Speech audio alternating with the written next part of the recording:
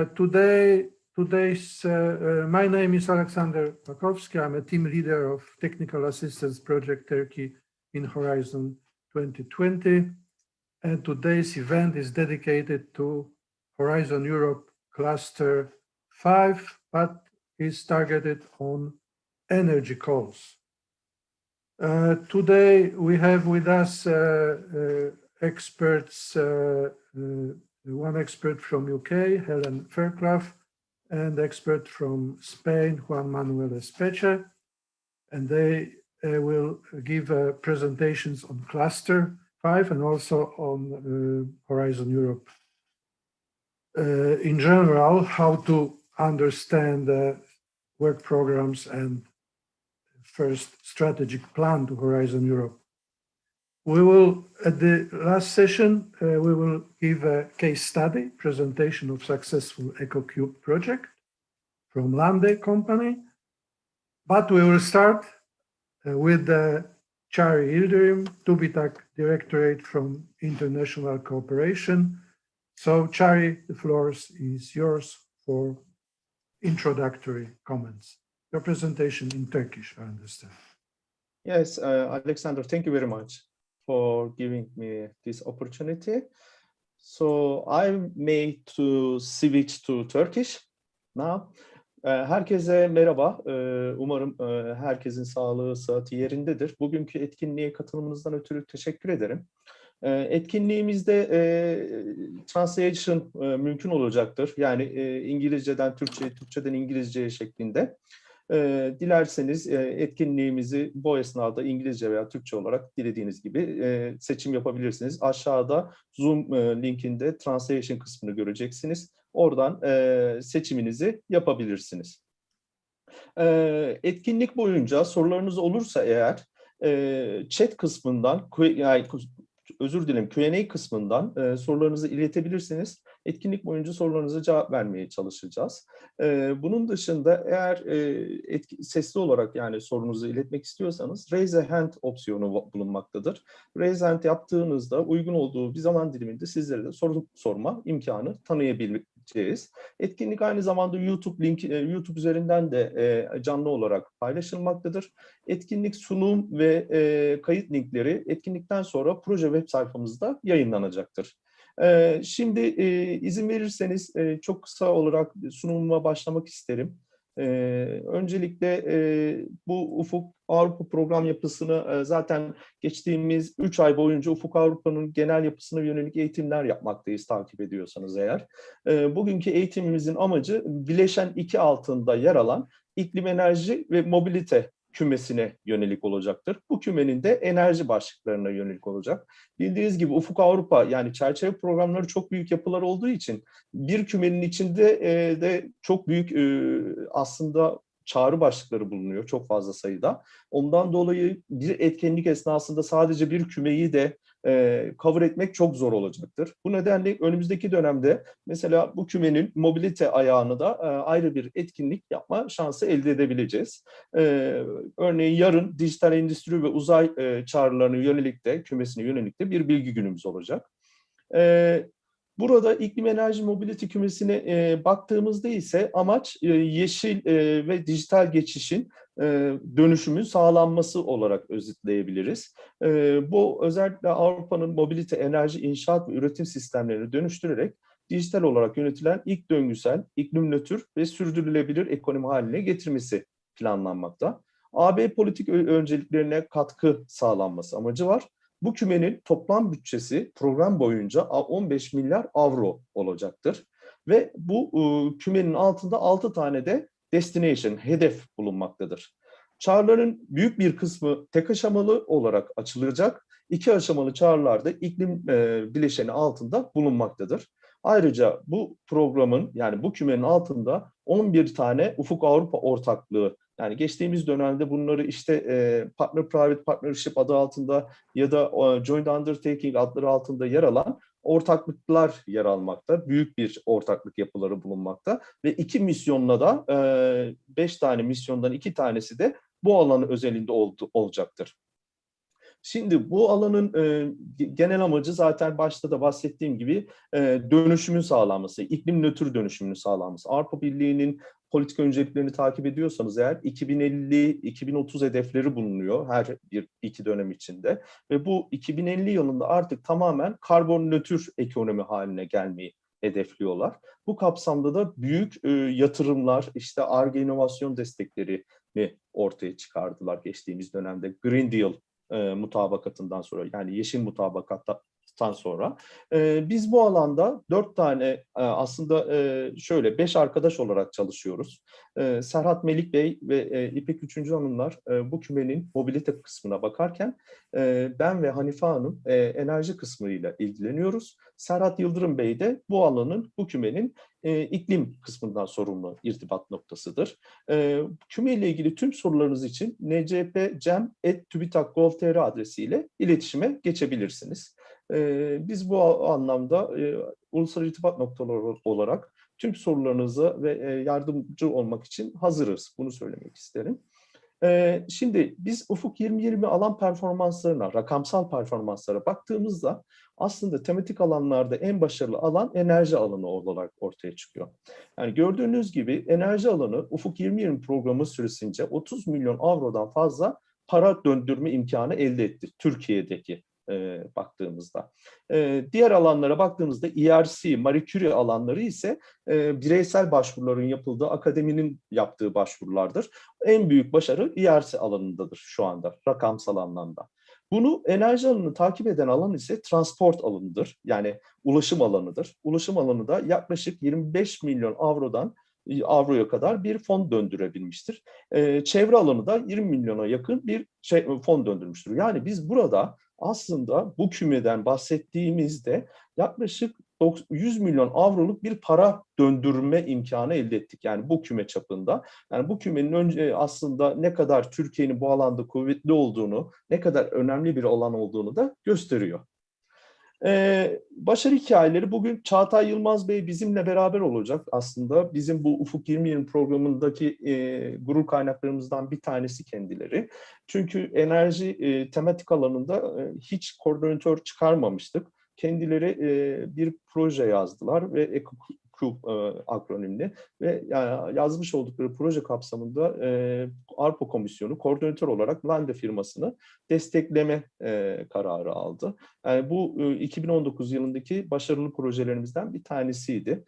Bu projede 10 ortak yer alıyor.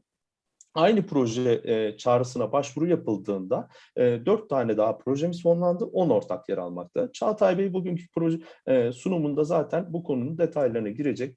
Bu koordinatör olurken olmanın avantajları, dezavantajları, ne gibi öncelikler verilmeli, bu konudaki deneyimlerini bizlerle paylaşacaklar.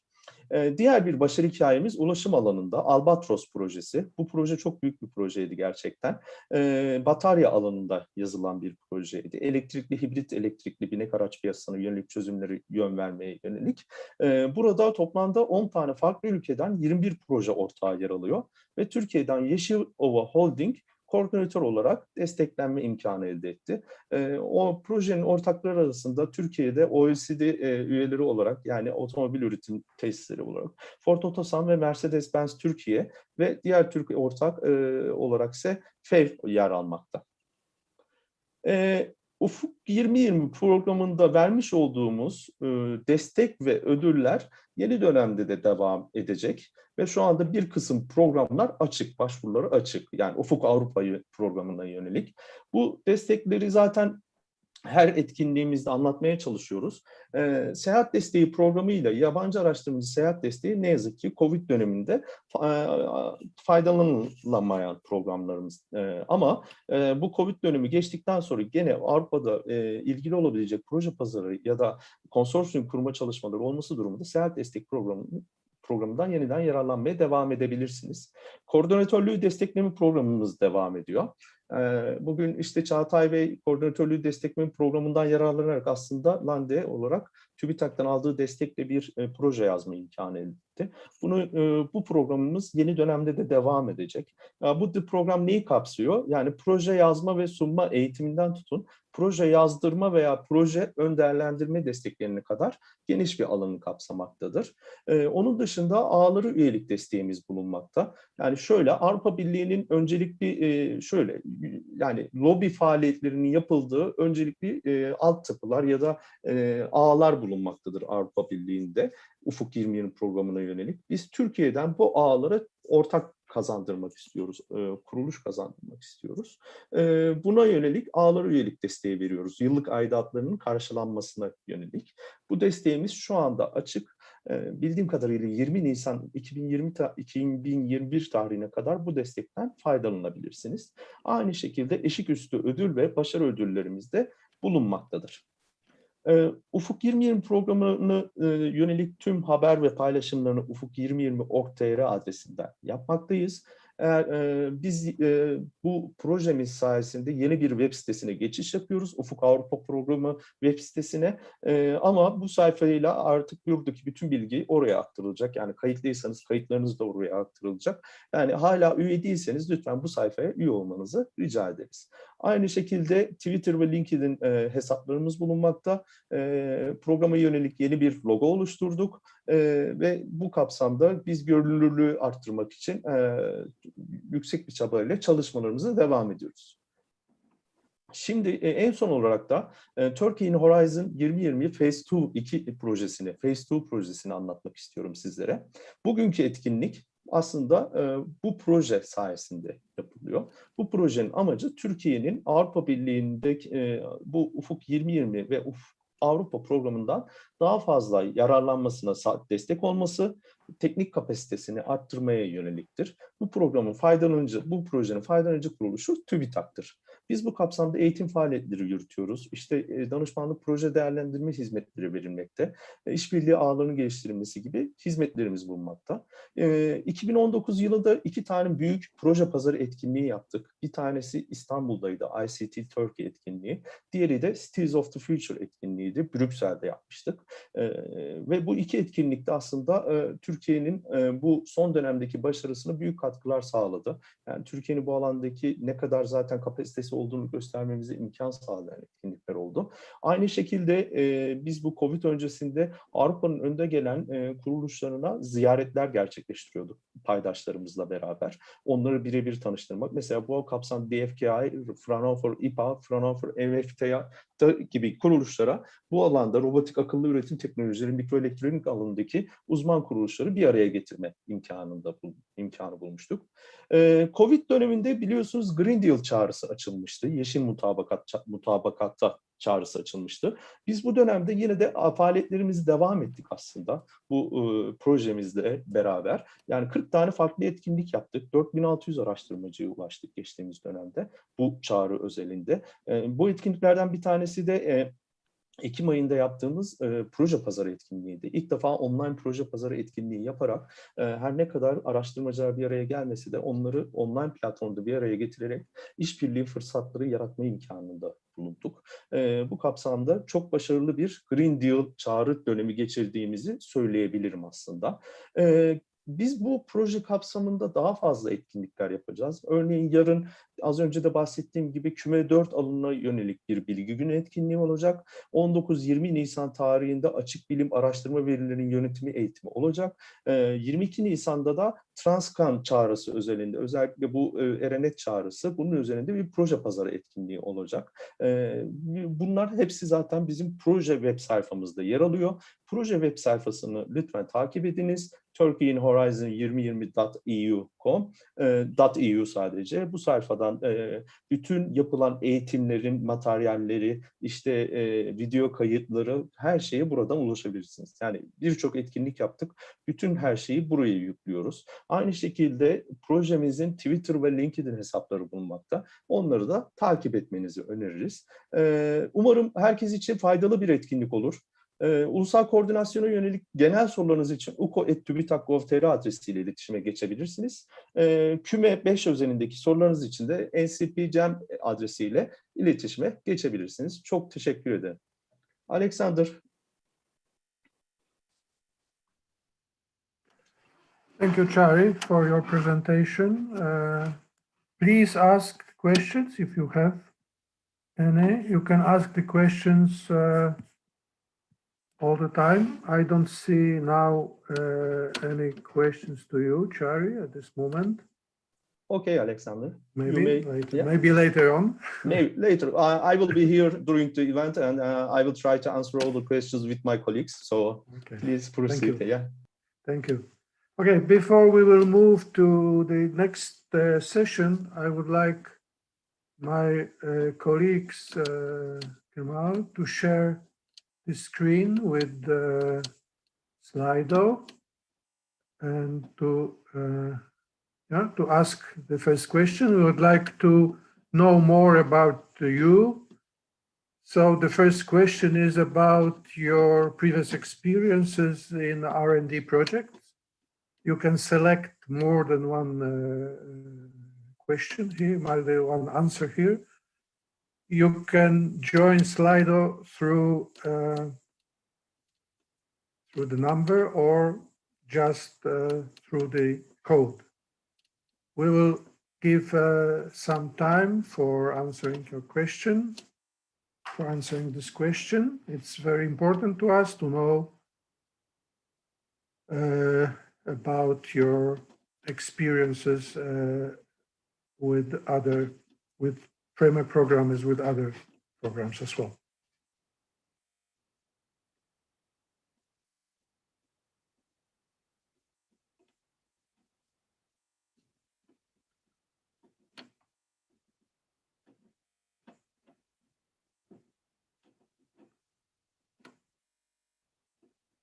Please continue, join us at Slido, scan the QR code.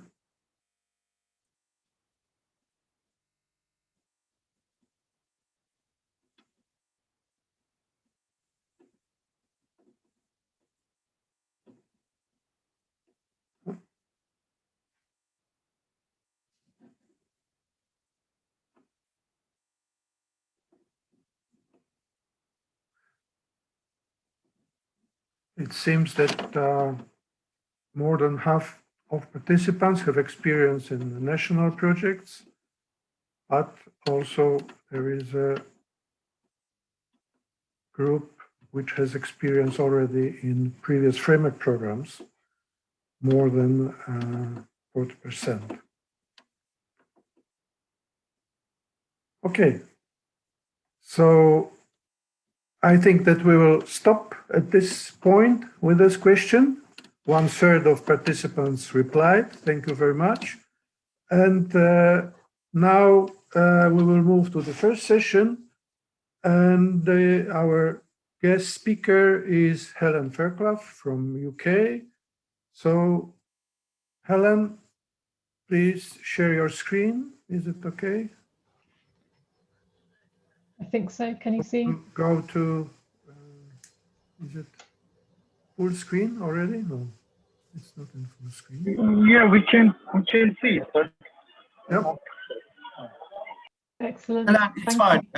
It seems fine. Yes. It's fine? Okay. So please, Helen, floor is yours. Thank you, Alexander, and thank you to TÜBİTAK and the Turkey in Horizon 2020 project for inviting me to speak today. As has been said, my name is Helen Fairclough, and I'm the UK National Contact Point for Energy in Horizon. I have been part of the National Contact Point team here in the UK for over 15 years, starting in Framework Programme 6. I have been an expert in the European Commission's Programme Committee as part of my role as National Contact Point, and I've been a work package leader in Commission-funded projects.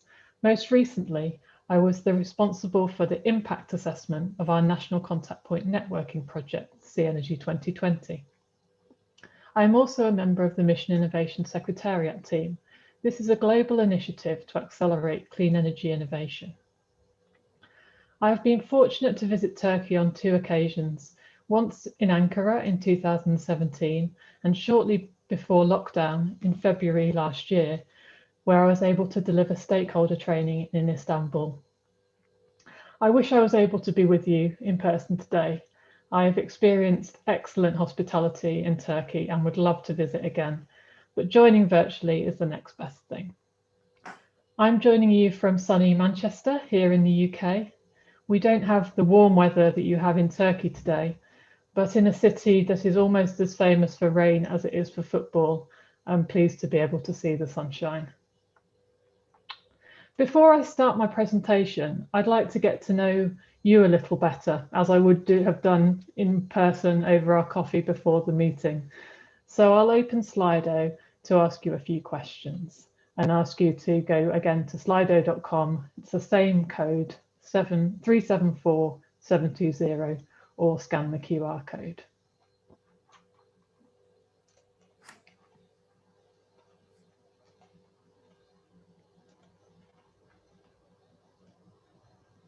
So my first question is, where are you joining us from?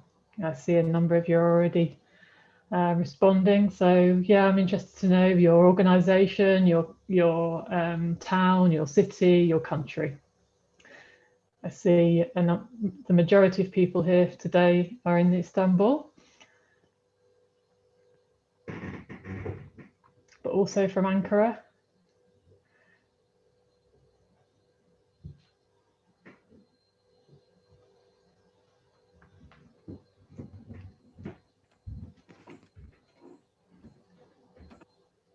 And from Izmir as well. This is a city I recognize the name of. I have not been fortunate enough to visit yet, but maybe in the future. Next time, I promise. I hope so. Excellent. A number of universities mentioned there.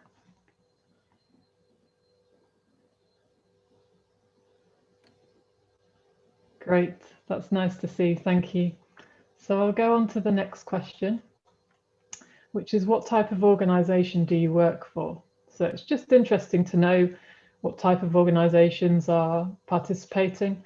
Horizon Europe is open to the world, so any legal entity can participate. And we won't use this data for anything, but it's just really to get an idea of the types of organisations that are participating in this webinar.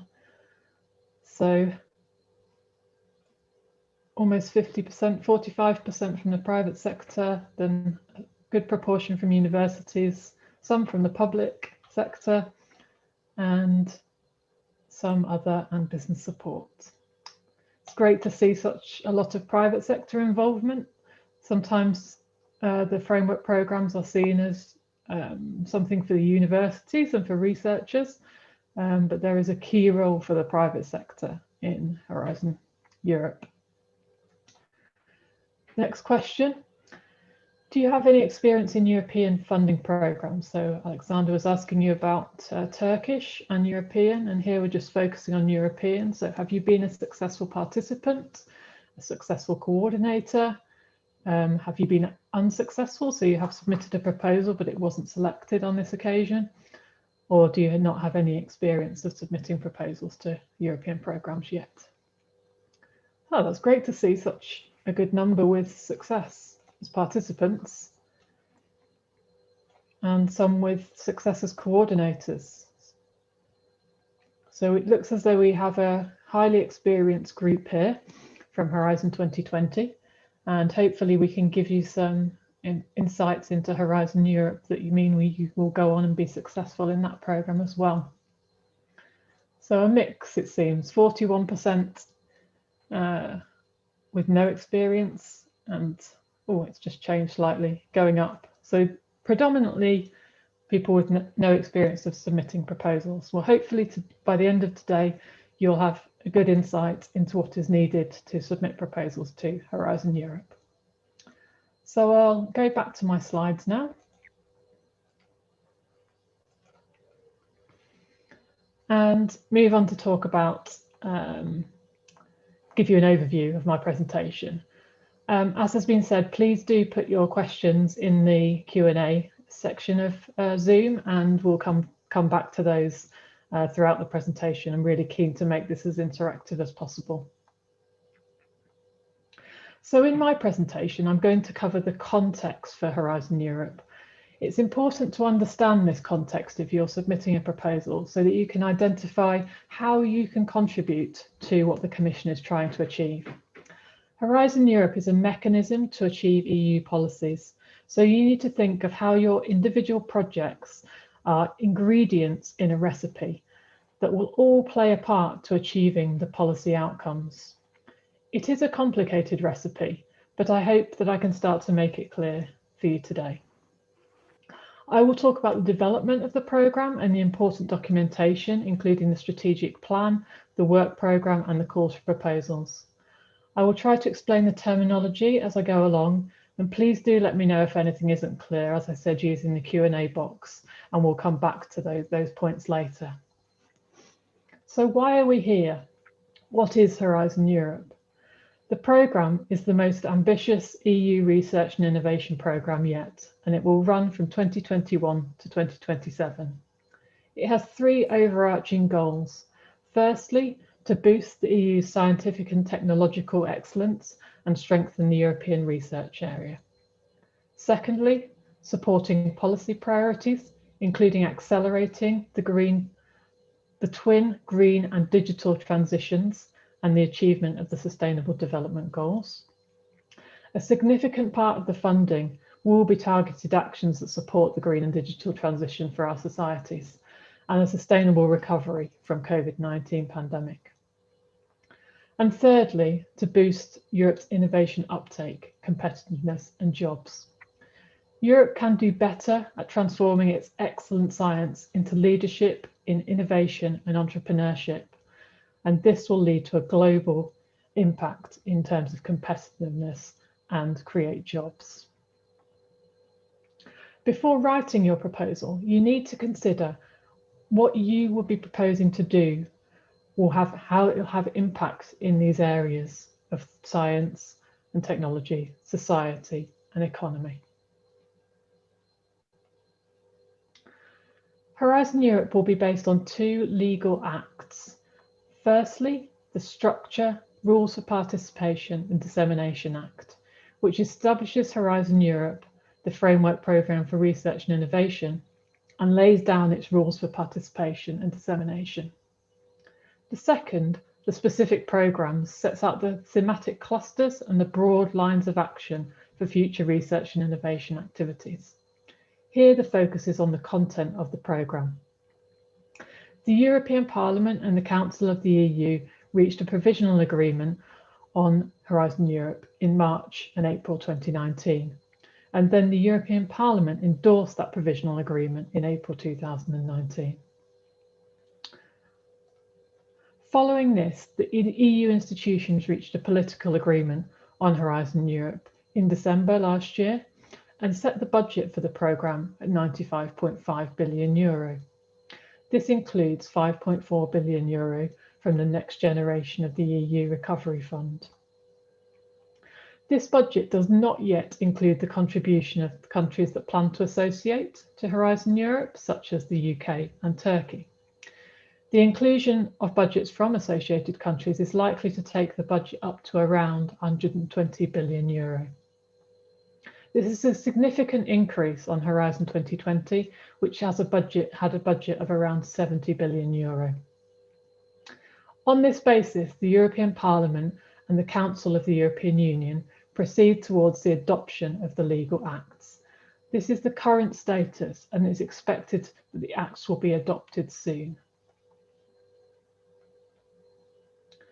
According to the agreement, Horizon Europe will be structured in three pillars, supported by activities in widening participation and strengthening the European research area. This is a similar structure to Horizon 2020. The three pillars are excellent science in Pillar 1, which provides opportunities for researchers through the European Research Council, the Marie Sklodowska-Curie actions, and research infrastructures. ERC and MSCA are open to ideas, so researchers can choose to do research in any field if they can put forward a compelling case. Pillar 2 is mainly collaborative research, so global challenges and European industrial competitiveness, including 6 clusters, of which climate, energy and mobility is cluster 5. Here, the Commission defines the priorities and the areas in which it's looking to fund research and innovation. Then in Pillar 3, Innovative Europe includes the European Innovation Council, which provides support to innovations with breakthrough and market-creating potential. There are 3 types of projects. Pathfinder, this was previously called Future and Emerging Technologies. Transition, which validates technologies and develops business plans for specific applications. And Accelerator, which some of you may know as the SME instrument, which supports innovators to develop and bring onto the market new innovative products, services and business models. The European innovation ecosystem is about improving the overall innovation system at a European level by connecting regional and national innovation actors. And finally, the European Institute of Innovation and Technology, EIT, brings together key actors from research, education and business to nurture innovation, for example, in the EIT InnoEnergy. The budget for Horizon Europe is that 95 billion euros is split as shown in this slide. There's 25 billion euro to Pillar 1, 53.5 to Pillar 2, 13.6 to Pillar 3, and then 3.4 billion for the widening and European research area activity, the horizontal aspects. So the biggest budget is for the pillar that we are covering today, of which Cluster 5 is a part. The development of the first strategic plan has taken place in parallel to the progress of the legislation I've just outlined.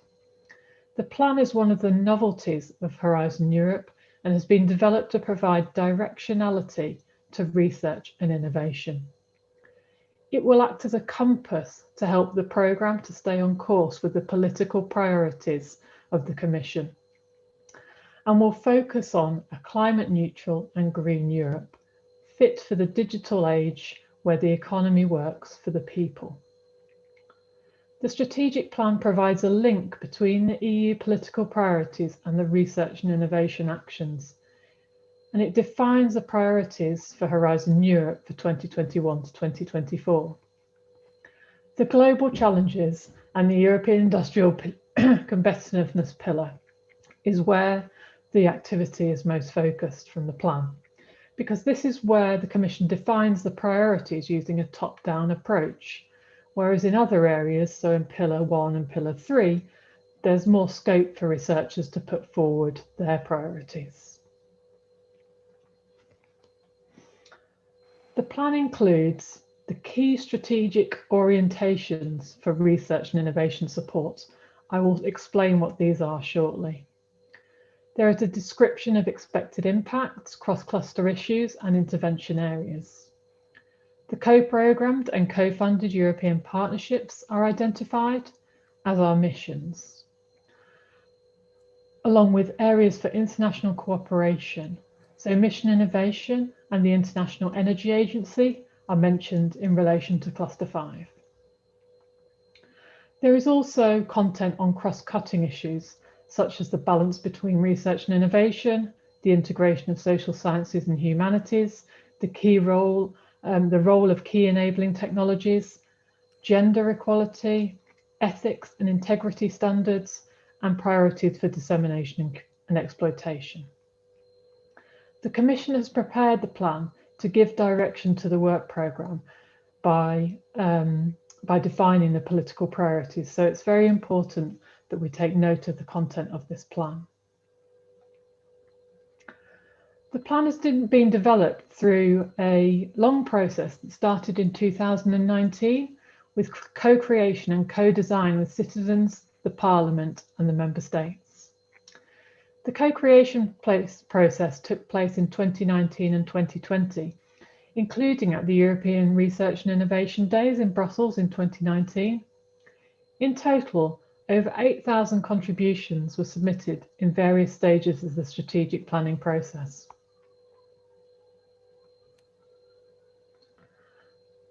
I'm keen to understand if any of you have been involved in that process, so I'll just go back to Slido and ask my last poll question.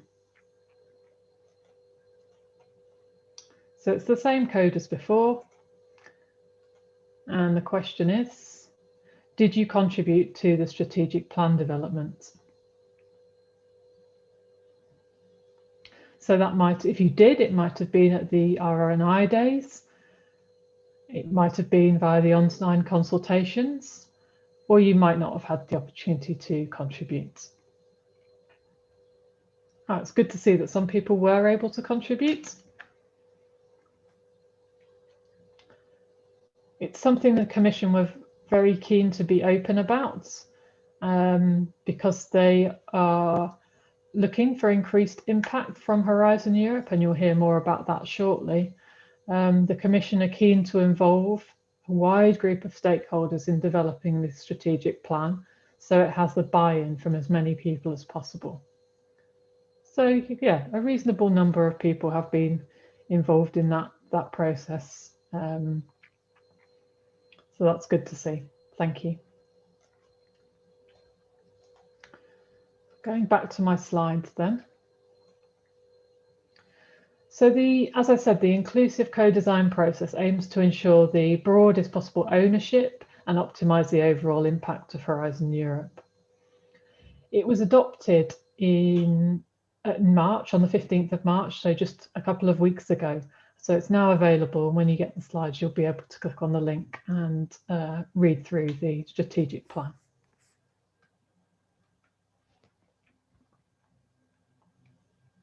The plan sets out 4 key strategic orientations for the support of research and innovation. They are promoting an open strategic autonomy by leading the development of key digital, enabling and emerging technologies, sectors and value chains, restoring Europe's ecosystems and biodiversity and sustainably managing natural resources, making Europe the first digitally enabled, circular, climate neutral and sustainable economy, and creating a more resilient, inclusive and democratic European society.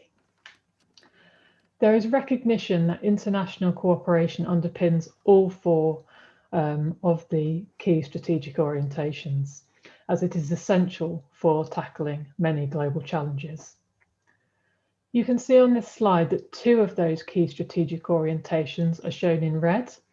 These are of particular relevance to Cluster 5, Climate, Energy and Mobility, and I'll show this link on the next couple of slides.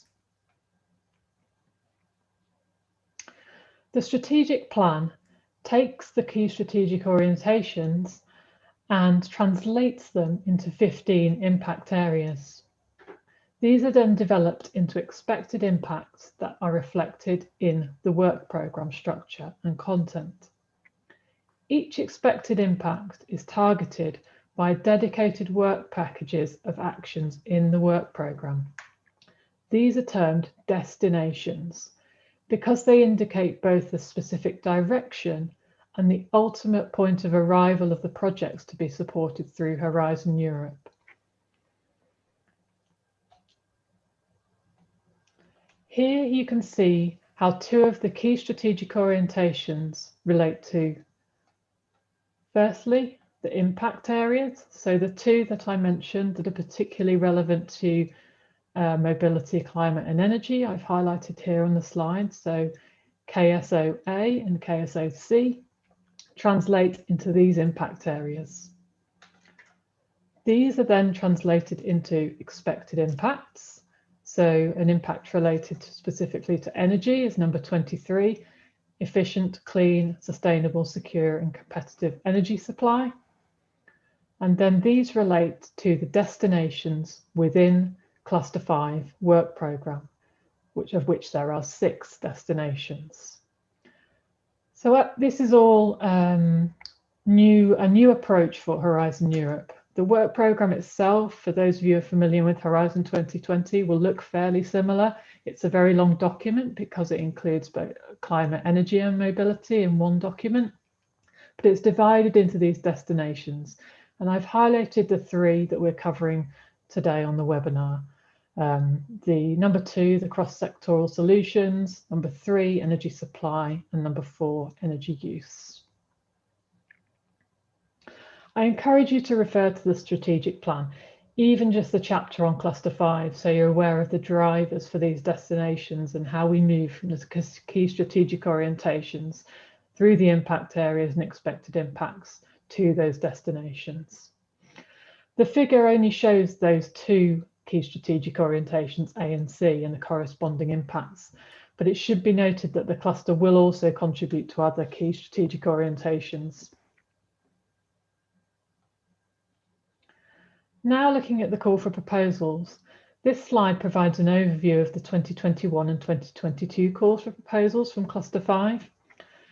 You will hear more on this later, so for now I will just point out the significant amounts of funding and the range of topics. So you can see there's 15 billion euros over the course of the programme, but just in the 2021 and 2022 calls, there's going to be 1.4 billion euro for energy topics across these areas that are highlighted here. So renewables, energy systems, CCUS, cross-cutting issues, buildings and industrial decarbonisation. Please note that this information is based on the draft work programme that's been published by the Commission, so it is subject to change, in particular to the call launch dates and deadlines.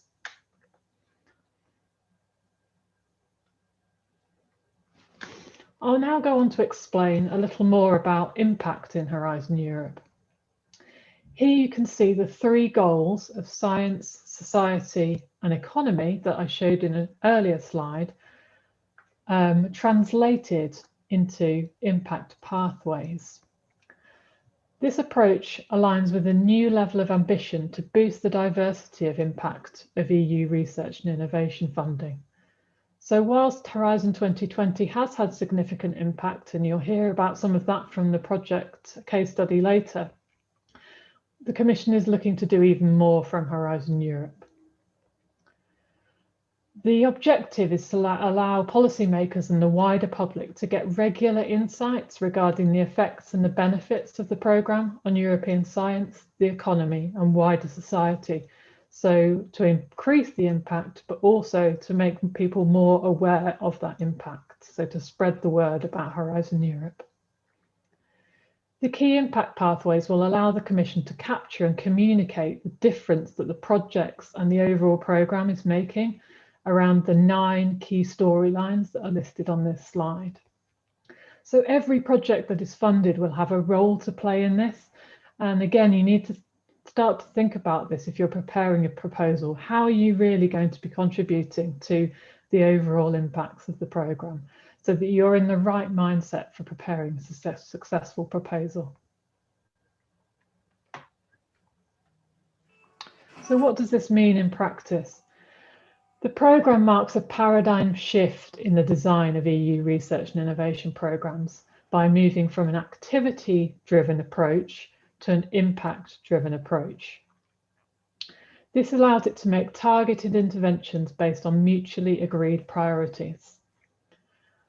These targeted interventions will be reflected in the destinations and topics of the work programme. Here, the Commission is putting forward the expected outcome at the start of the description of each of the core topics. So I said, those of you who are familiar with Horizon 2020 may find the work programme looks very similar, but a key difference is that the expected outcome is the first description you find, whereas previously it was the specific challenge and the scope. Now the focus is on the expected outcome from the start. However, the approach is still the same in that whilst the Commission defines the impact and the expected outcome that it's looking to achieve, the manner the approach that the applicants need to take is up to them. So leaving that to the imagination and skills of the applicants to come up with the way to achieve that expected outcome and the impacts.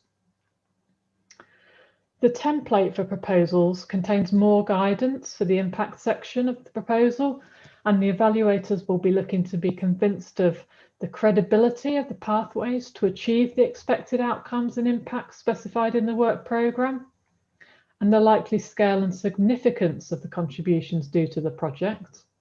And secondly, the suitability and quality of the measures to maximise expected outcomes and impacts. So that's where you'd set out in your dissemination and exploitation plan, include any communication activities. So these are the things that the evaluators will be looking for.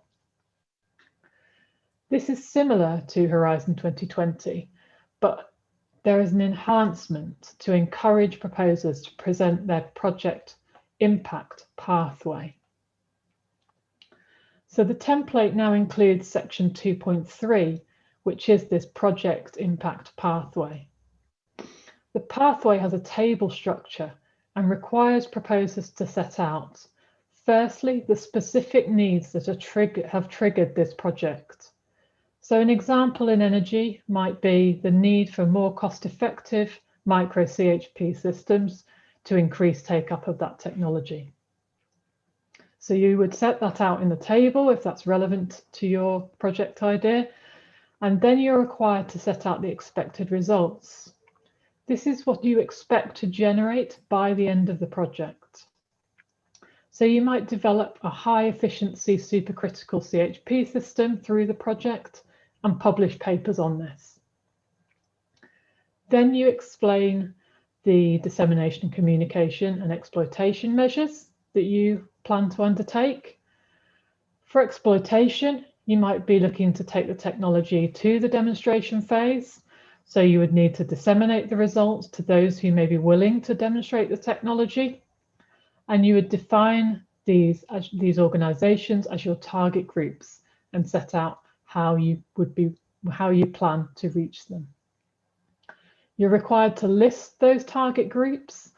These are the groups who will use or further uptake the results from the project, and it may also include those who will benefit from the results. The outcomes are what will change as a result of the successful dissemination and exploitation of your results to the target groups.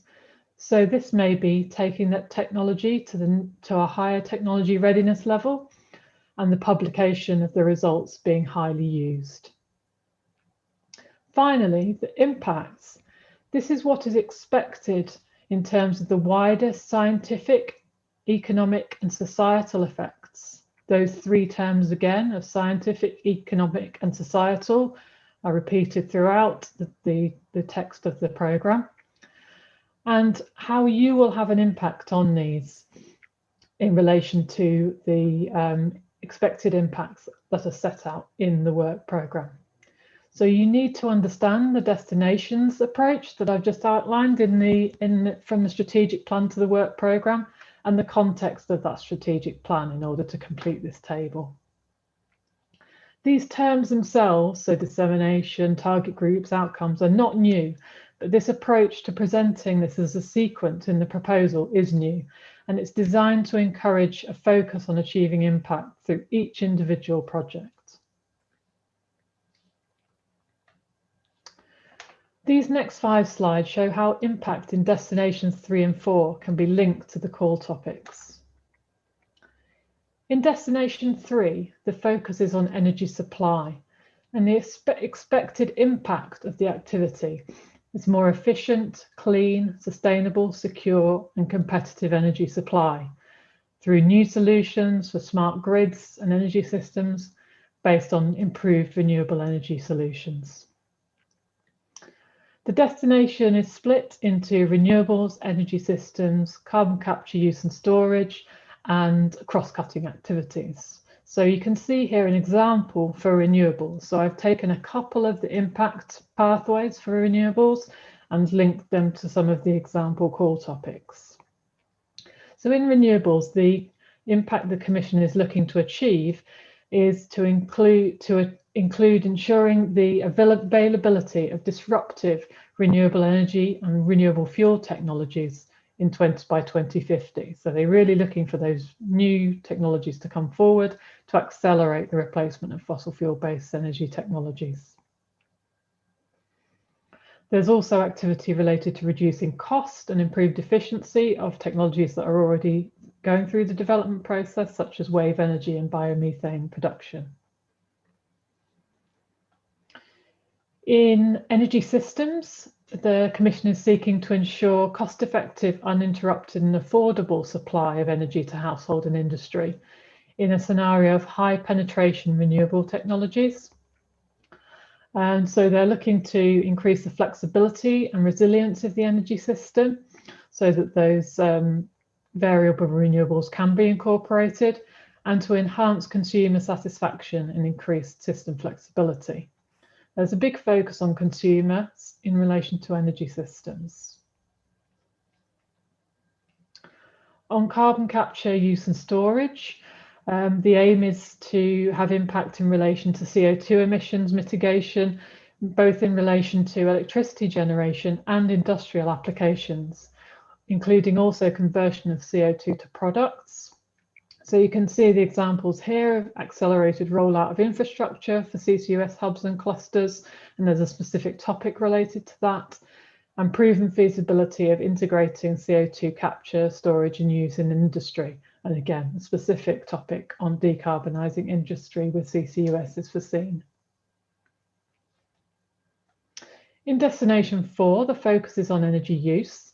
The impact is expected to be technological and socio-economic breakthroughs for achieving climate neutrality, and the transition to zero pollution of the building stock by 2050. So here you can see that reference to the building stock and needing to reduce the energy use within that stock, and also to improve the quality of homes. So it's not just about reducing the energy, it's also about the experience of the residents as well.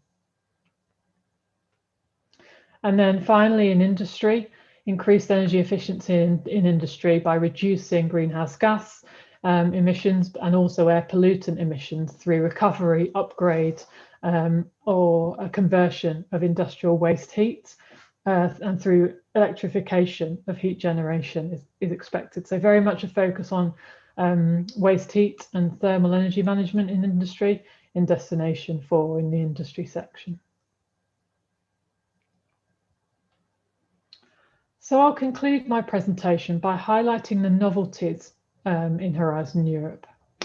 The proposal for Horizon Europe put forward by the Commission is based on the lessons learned and the outcomes of the interim evaluation of the Horizon 2020 programme. The main recommendations are shown on this slide. First, the need to support breakthrough innovation. So this is the reason why the European Innovation Council is a novelty in Horizon Europe. The need for focus on creating impact and engaging citizens is addressed through the EU missions, and I'll highlight those in a moment. These missions will have bold and measurable objectives where they will involve citizens and aim to address the significant challenges that face Europe and the world. Openness will be reinforced through a new open science policy. International collaboration will be strengthened and extended. The funding landscape will be streamlined with a new approach to partnerships, and there will be broader participation through the Spreading Excellence activity. So I'll look at each of these in turn.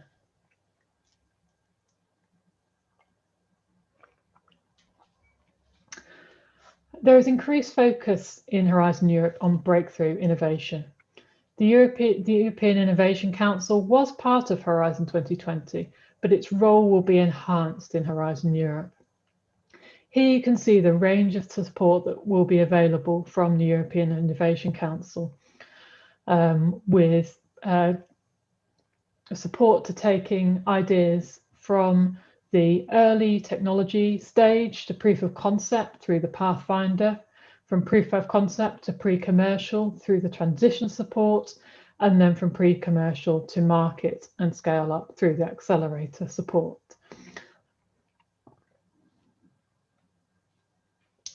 EU missions are designed to create a better link between research and innovation and society and the citizens' needs. So it's really about making sure research and innovation is relevant to society and citizens, and then having high impact activity in key areas. Missions will be a portfolio of actions rather than a single project.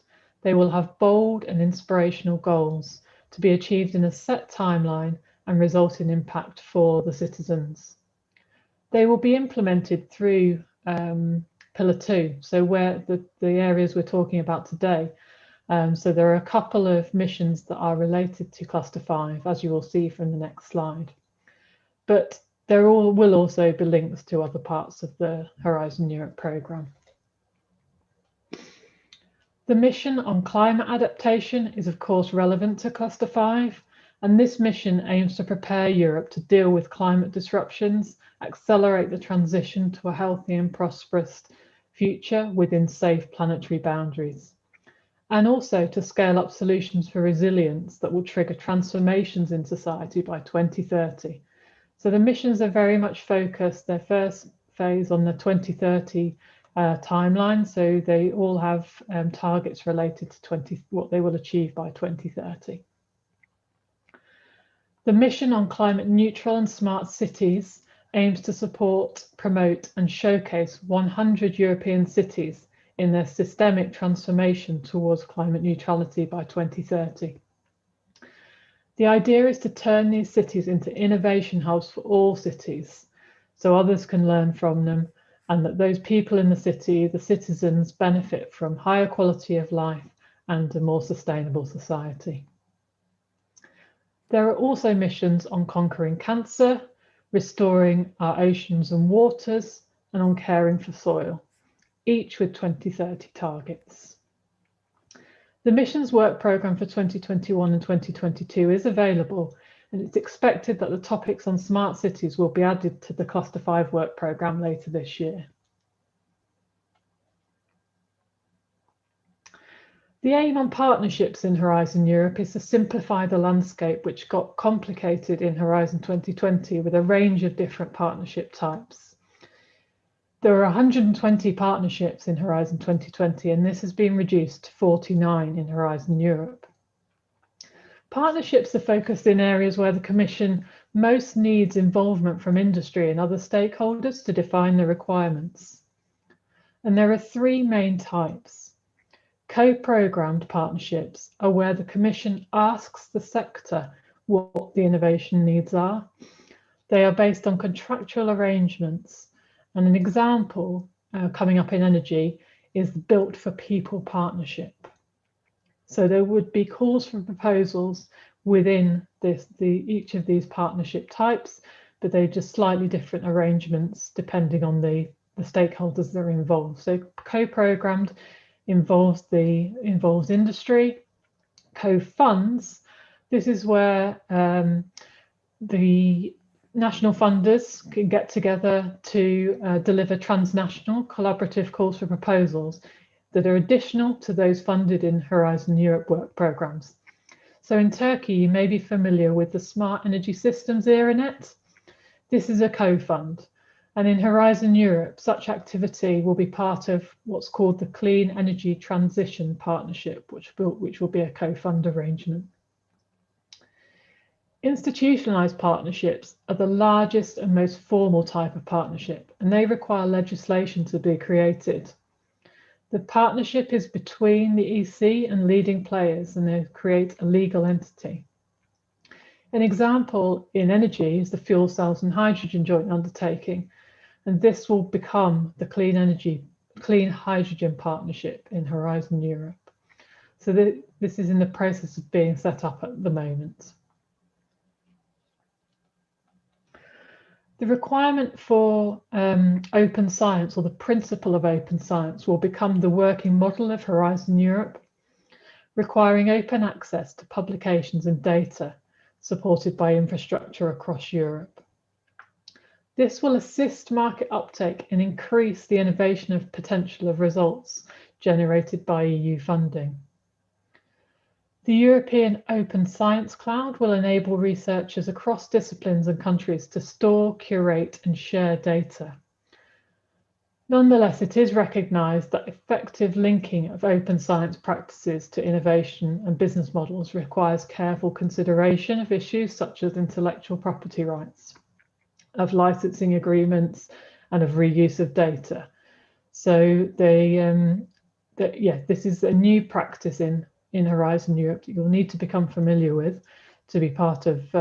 It's part of your proposal when you write about your open science approach, and it will be part of the award criteria for proposal evaluation.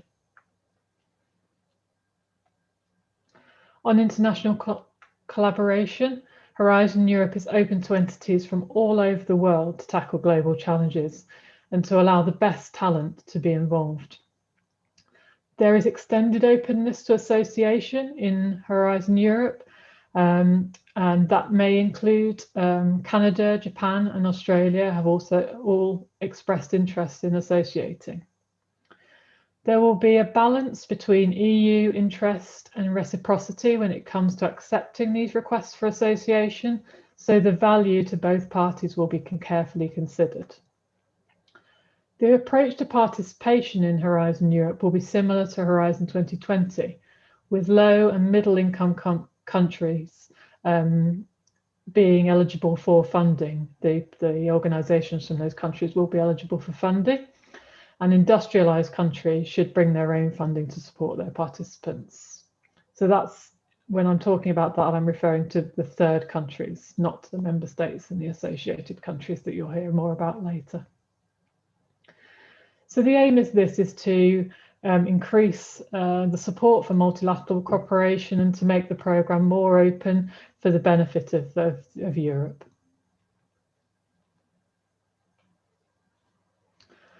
Before I finish and go to the Q&A, I'd just like to flag that although the UK is no longer a member state of the European Union, it is planning to associate to Horizon Europe, as I know Turkey is.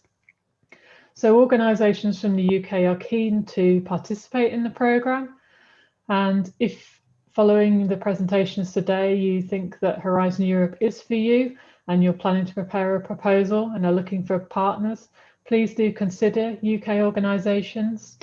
Those countries that associate, their scientists, researchers and businesses will be eligible to participate on equivalent terms to organisations in EU member states.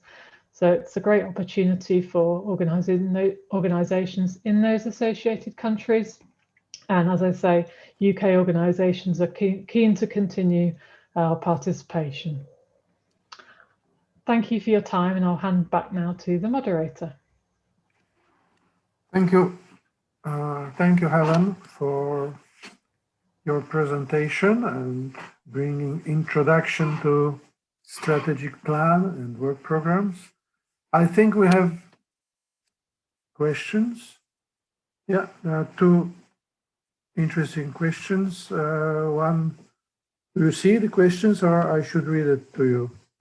How can we obtain Horizon Europe program guide? It is not on funding tender portal. Commission ready, I think, with it. Yeah, I think Chavi has just answered this question. Some of the documentation is available on the funding and tender portal, but not, I think this person may be asking about the work programme. That's not on the guide portal yet because it's not an official document, but it is published on a commission website, so we can share the link to that with you. But just stress that it is a working document. So yeah, the second question, I cannot see the call topics on the funding and tender portal, not even as forthcoming. So yeah, this is the same reason. Because the programme hasn't yet been ratified, the official documentation about the calls can't yet be published. And yes, whilst we were expecting the first calls to open on the 15th of April, we don't yet know whether that will happen. So you can't find them on the funding, tender and portal yet. we can share this link for the working document. Yes, thank you. Exactly. Not all documents are adopted, especially work programs. Only European Research Council and European Innovation Council work programs are adopted, and the calls are opened or announced as forthcoming calls. Other calls are not announced since work programs are not adopted yet. But Alexander, I may jump in 1 second. yeah, In my presentation, I have the link to the latest draft of the cluster 5 of the work program, so they will be able to download it from there. It's obviously not official, as you are saying, but it's supposed to be the final draft. Thank you, Juan. Yes, sure. Some work programs were made public, and you can get access, even though they are not formal documents. So there is another question about should we focus on each impact in the proposal? So in the work program, it sets out the expected outcomes that are most relevant to the topic that you're interested in. So once you've got to the stage of identifying the topic, you should know what your the expected outcomes are. And yes, you would need to explain your impact in each of those areas. So yes, you should address all of those that are listed in your particular topic. And you also have the opportunity to explain how your idea is relevant more widely than this as well. Thank you. The next question is in Turkish, so can we have a report from Alexander, I will try to translate it in English. It's about, they are asking the difference between the candidate country and member country. I think candidate country means associated members. Is there any difference between being the associated member and member state? Ms. Helen mentioned that there is a special condition for Japan. So should we understand that Japan is not going to be associated country?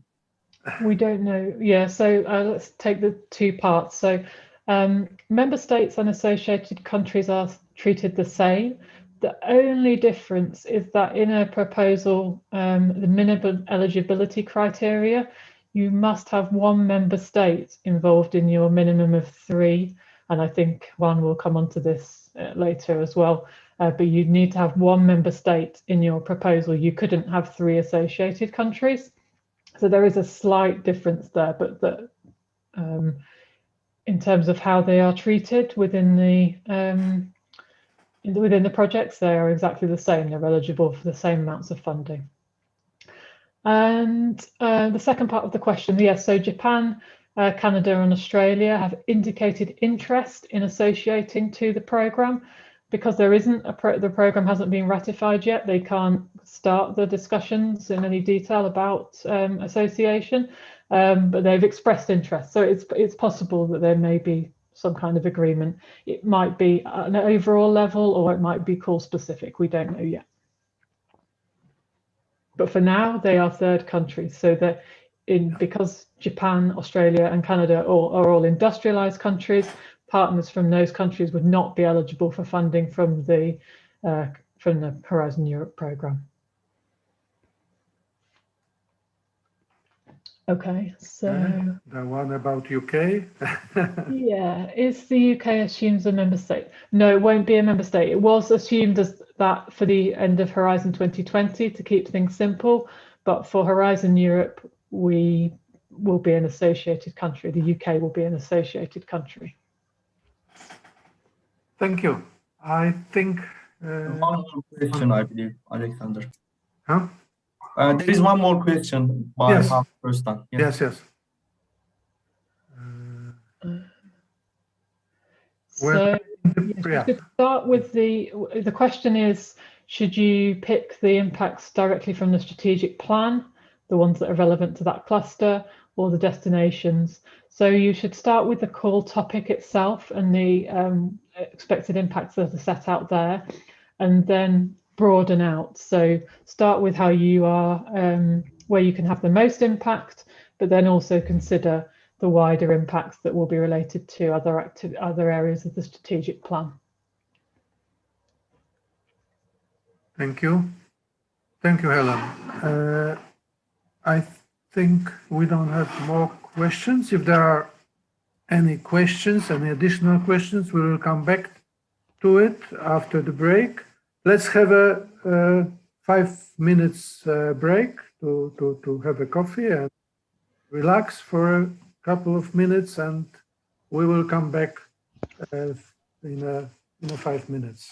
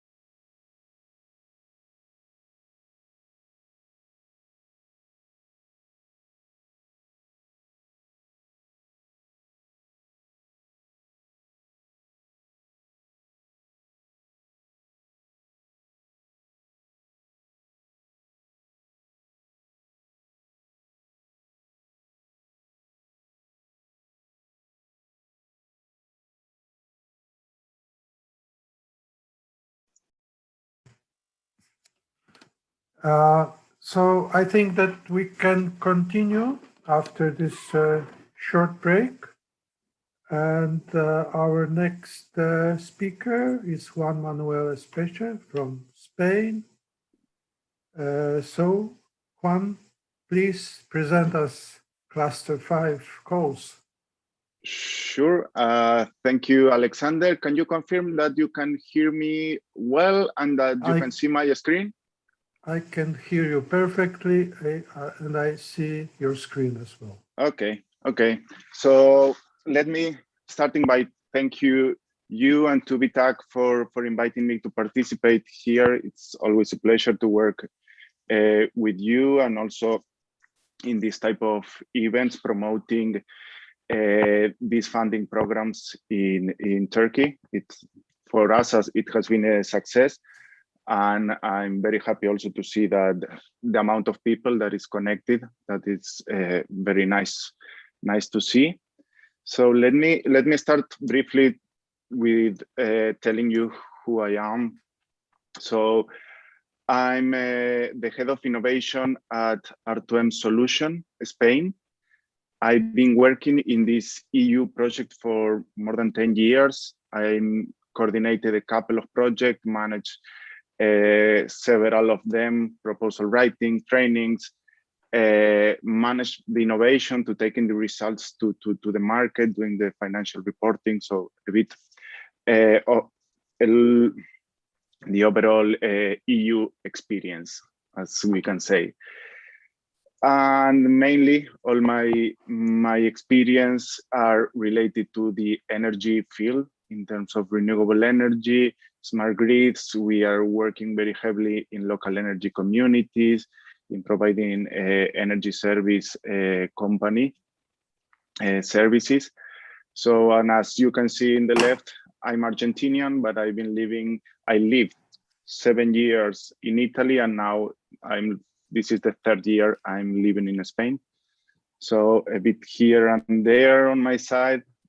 And then let me briefly show you what we will be presenting today. So we will have a very brief presentation about R2M solution.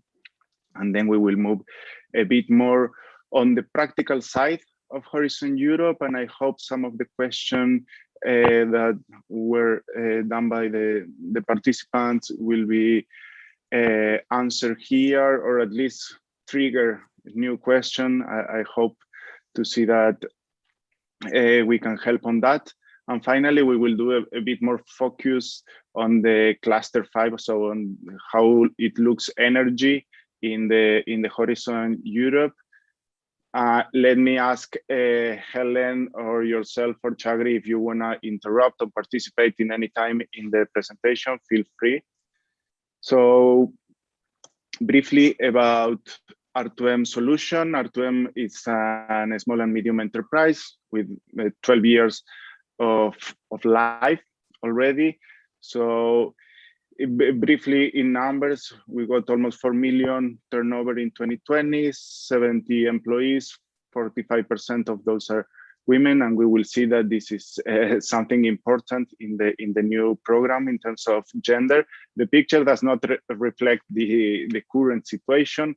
We have a quarter of the staff are doctors. We've been one of the top 3 SMEs in 2020 with 65 projects overall in the 4 branches, and almost 280 million euros rise during this time. This is our branches, headquarters in Italy, and then we have branches in Spain, UK, and France. A snapshot of our projects. As you can see, 3/4 of these projects are related to energy, different sectors, related efficiency in energy, renewable energy, smart cities, but our main field is sustainability and energy. And these are some of the ones that were already closed during this period. So I will now start with the actual session 2, which is related to the call and proposal documents. And as mentioned previously, this will be a bit more practical. You have seen already these pictures from Chagri and from Helen. So this is a snapshot of how the Horizon Europe program looks. So I will not take too much here because you have heard about this already. So let's go directly to the admissibility criteria to participate in Horizon Europe. There are some continuity with respect to H2020 in terms of something simple and banal, that is the submission must be done before the call deadline, must be done electronically. So you need to be registered in the portal to be able to participate and to submit. Then in terms of what the proposal itself, it needs to be complete, readable, accessible, and printable, include the plan for exploitation, the dissemination of the results. In terms of, unless the call said otherwise in the text. And in terms of the page limit, and here is the first novelty I will tell to you. So now research and innovation actions and innovation actions went from 70 pages to 45. And this will be a challenge because in my experience, I never faced a proposal that had to fill pages because we're under 70 pages. 90% of the proposals are over 70 pages, and then you need to compress to make it enter into 70 pages. And now it's 45 pages, so that will be a challenge. But in the other side, I think the Commission is looking to receive some more dedicated and conducted information instead of having long pages of explaining very in detail some technologies or some information. So I think the criteria that I will be presenting will enlighten this. In terms of the coordination and support actions, the limit was 50 pages before, now it's 30 pages. Then for first stage, it will be 10 pages for the Pathfinder. For the accelerator will be limited to 17 pages. There may be some exemptions, and that would be specified in the call text. As for example, it happened in the Green Deal that some innovation actions, I remember the 4.1, the limit was 100 pages instead of 70, but it needs to be stated in the conditions of the call. So moving on, in terms of the eligibility, and this came up before, and it's the first thing, it's about the consortium composition. It needs to be at least one independent legal entity established in the member state. And the other two can be independent legal entities that can be part of a member state or an associated country. This is what Helen was mentioning before. And in terms, this is also a novelty that we all need to start to taking into account is the gender equality plan. From 2022, it will be compulsory for all the public bodies, RTOs, and higher education establishment to have a gender equality plan and to cover at least a self-declaration that will be declared at the proposal stage. And that will be for all participants, and will include in the validation process of the entity. So this is when you create your, let's say you subscribe to the portal with your institution, then you need to fill some information so the Commission can validate your entity. In this case, the gender equality plan or a gender self-declaration, depending on the type of entity, will be required. So in terms of who is eligible here, we have the member states, 27 member states, then the overseas countries and territories that are linked to these member states, then the non-EU countries that are associated, that we will see after this slide. Then, depending on what will appear in the program guide, so some low and middle income countries, and other particular countries that will appear in the call. In terms of specific cases, there is this affiliated entities that are established in a country eligible for funding, the European bodies, and the international organizations are the ones that are international European research organization. Those are eligible for funding. Other international organizations are not. It comes to my mind, I don't know, the International Energy Agency.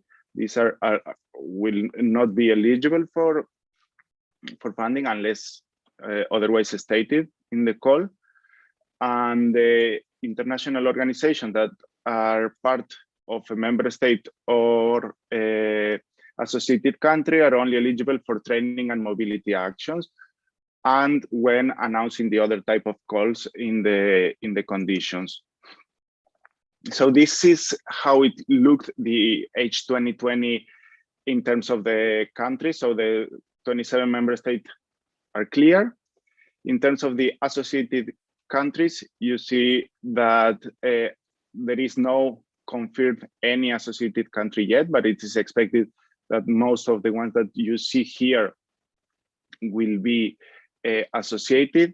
In terms of the timing, you need to take into account that the Commission is saying that, and I think I have this, yes, in this slide, the country, all the countries that has started the procedure or negotiating the association to the Horizon Europe will be treated as an associated country, and they will have until the signature of the grant agreement to have this confirmation of the association of the country. So, for example, we will see later on for the calls of the cluster 5 that deadlines are in August, September, October. Then until those are all the countries that started the negotiation will be able to participate, including UK, including Turkey. Then until proposals are evaluated, maybe it's December in the best of the cases. Until the grant agreement must be signed, it's 90 days. So for next year, all those associated countries need to be confirmed, and it is expected that it will happen in this way. So now there is a particular condition that does not really apply generally to the energy-related proposals and projects, and the types of activities that are not eligible for funding and are mainly those related to human and reproductive purposes or genetic heritage, human embryos. These type of activities are more sensitive and are not eligible for funding. As said, I do not expect that this would be an issue for energy proposals and for the people that is today in this webinar. But then in terms of what activities are eligible are related to the specific type of actions. And I will not go through all of them. I will go to the most common that are the research and innovation actions. That in this case, the activities, the ones that are funded are those ones that are, let's say, establishing a new knowledge, something new, moving over the state of the art. And in particular, you will see that most probably the call will request a technology readiness level to be achieved in the project. Usually these type of actions, you will see that they start in lower TRLs. and usually end up in TRLs of 5, 6, 7 in some cases. Then we have the innovation actions. These are more close to the market. These are closer to the market and are more related to how to implement or how to arrange or to plan to implement these new products or services into the real world conditions. And this usually ends up in TRLs of 7, 8, 9, so very close to the market. And finally, the other type that you will most commonly find in the work program is the coordination and support actions. And this the objective is to contribute to the objectives in a more general way. So it's spreading the knowledge, is trying to connect the dots between different projects that are out there, between different knowledge or different actions that the Commission wants to push in terms of obtaining some, let's say, small general dissemination and communication of the activities that are related to the program. Even though you will be able to see that you can do some, let's say, some innovations in there, but it's not specifically for developing some new technologies in this type of action. Then you have the other type of actions there, but I let you go through them directly from the presentation that you will get after this webinar. So in terms of the rates that the Commission is given, we have research and innovation actions are funded 1% for all types of entities. Innovation actions are 70% for private and for-profit entities and 100% for non-profits. Coordination and support actions are 100% for all the participants. And then for the other types of programs or actions, it depends on the type of action. And in here you have in the table some of those.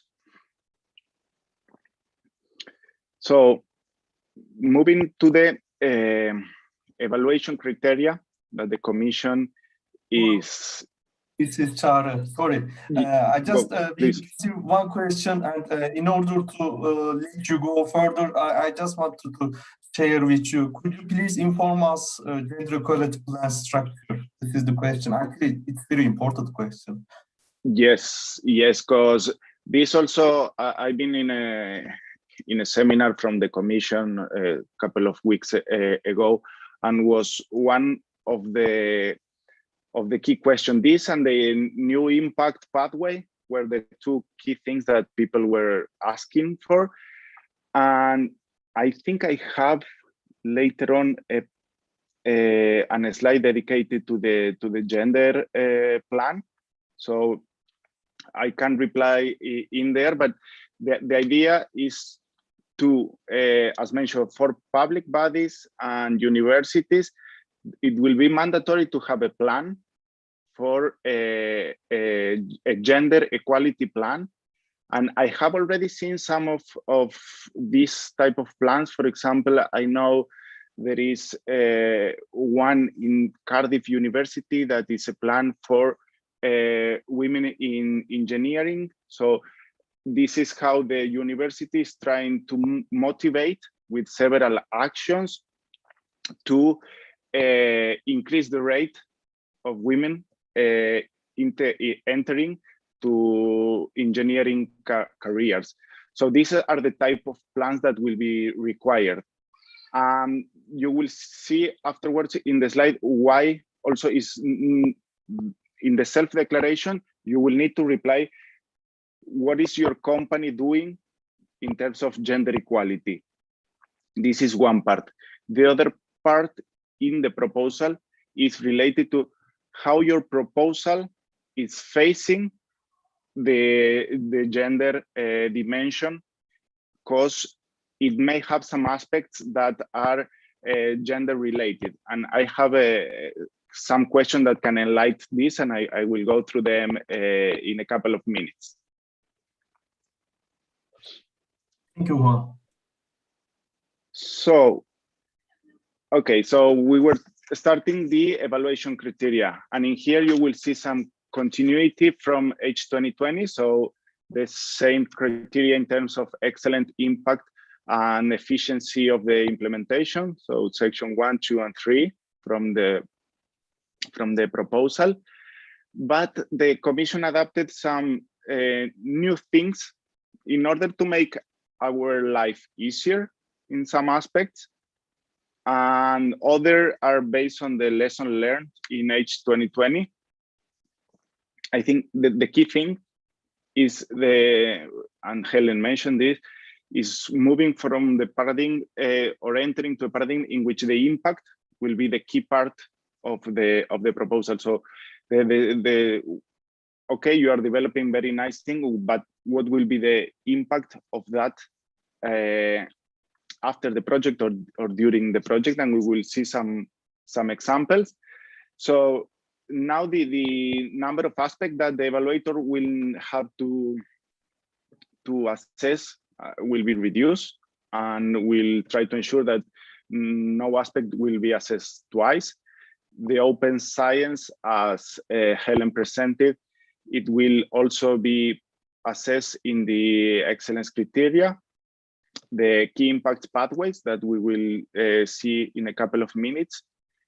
Then the assessment of the quality of the applicants will be under the implementation rather than a separate assessment.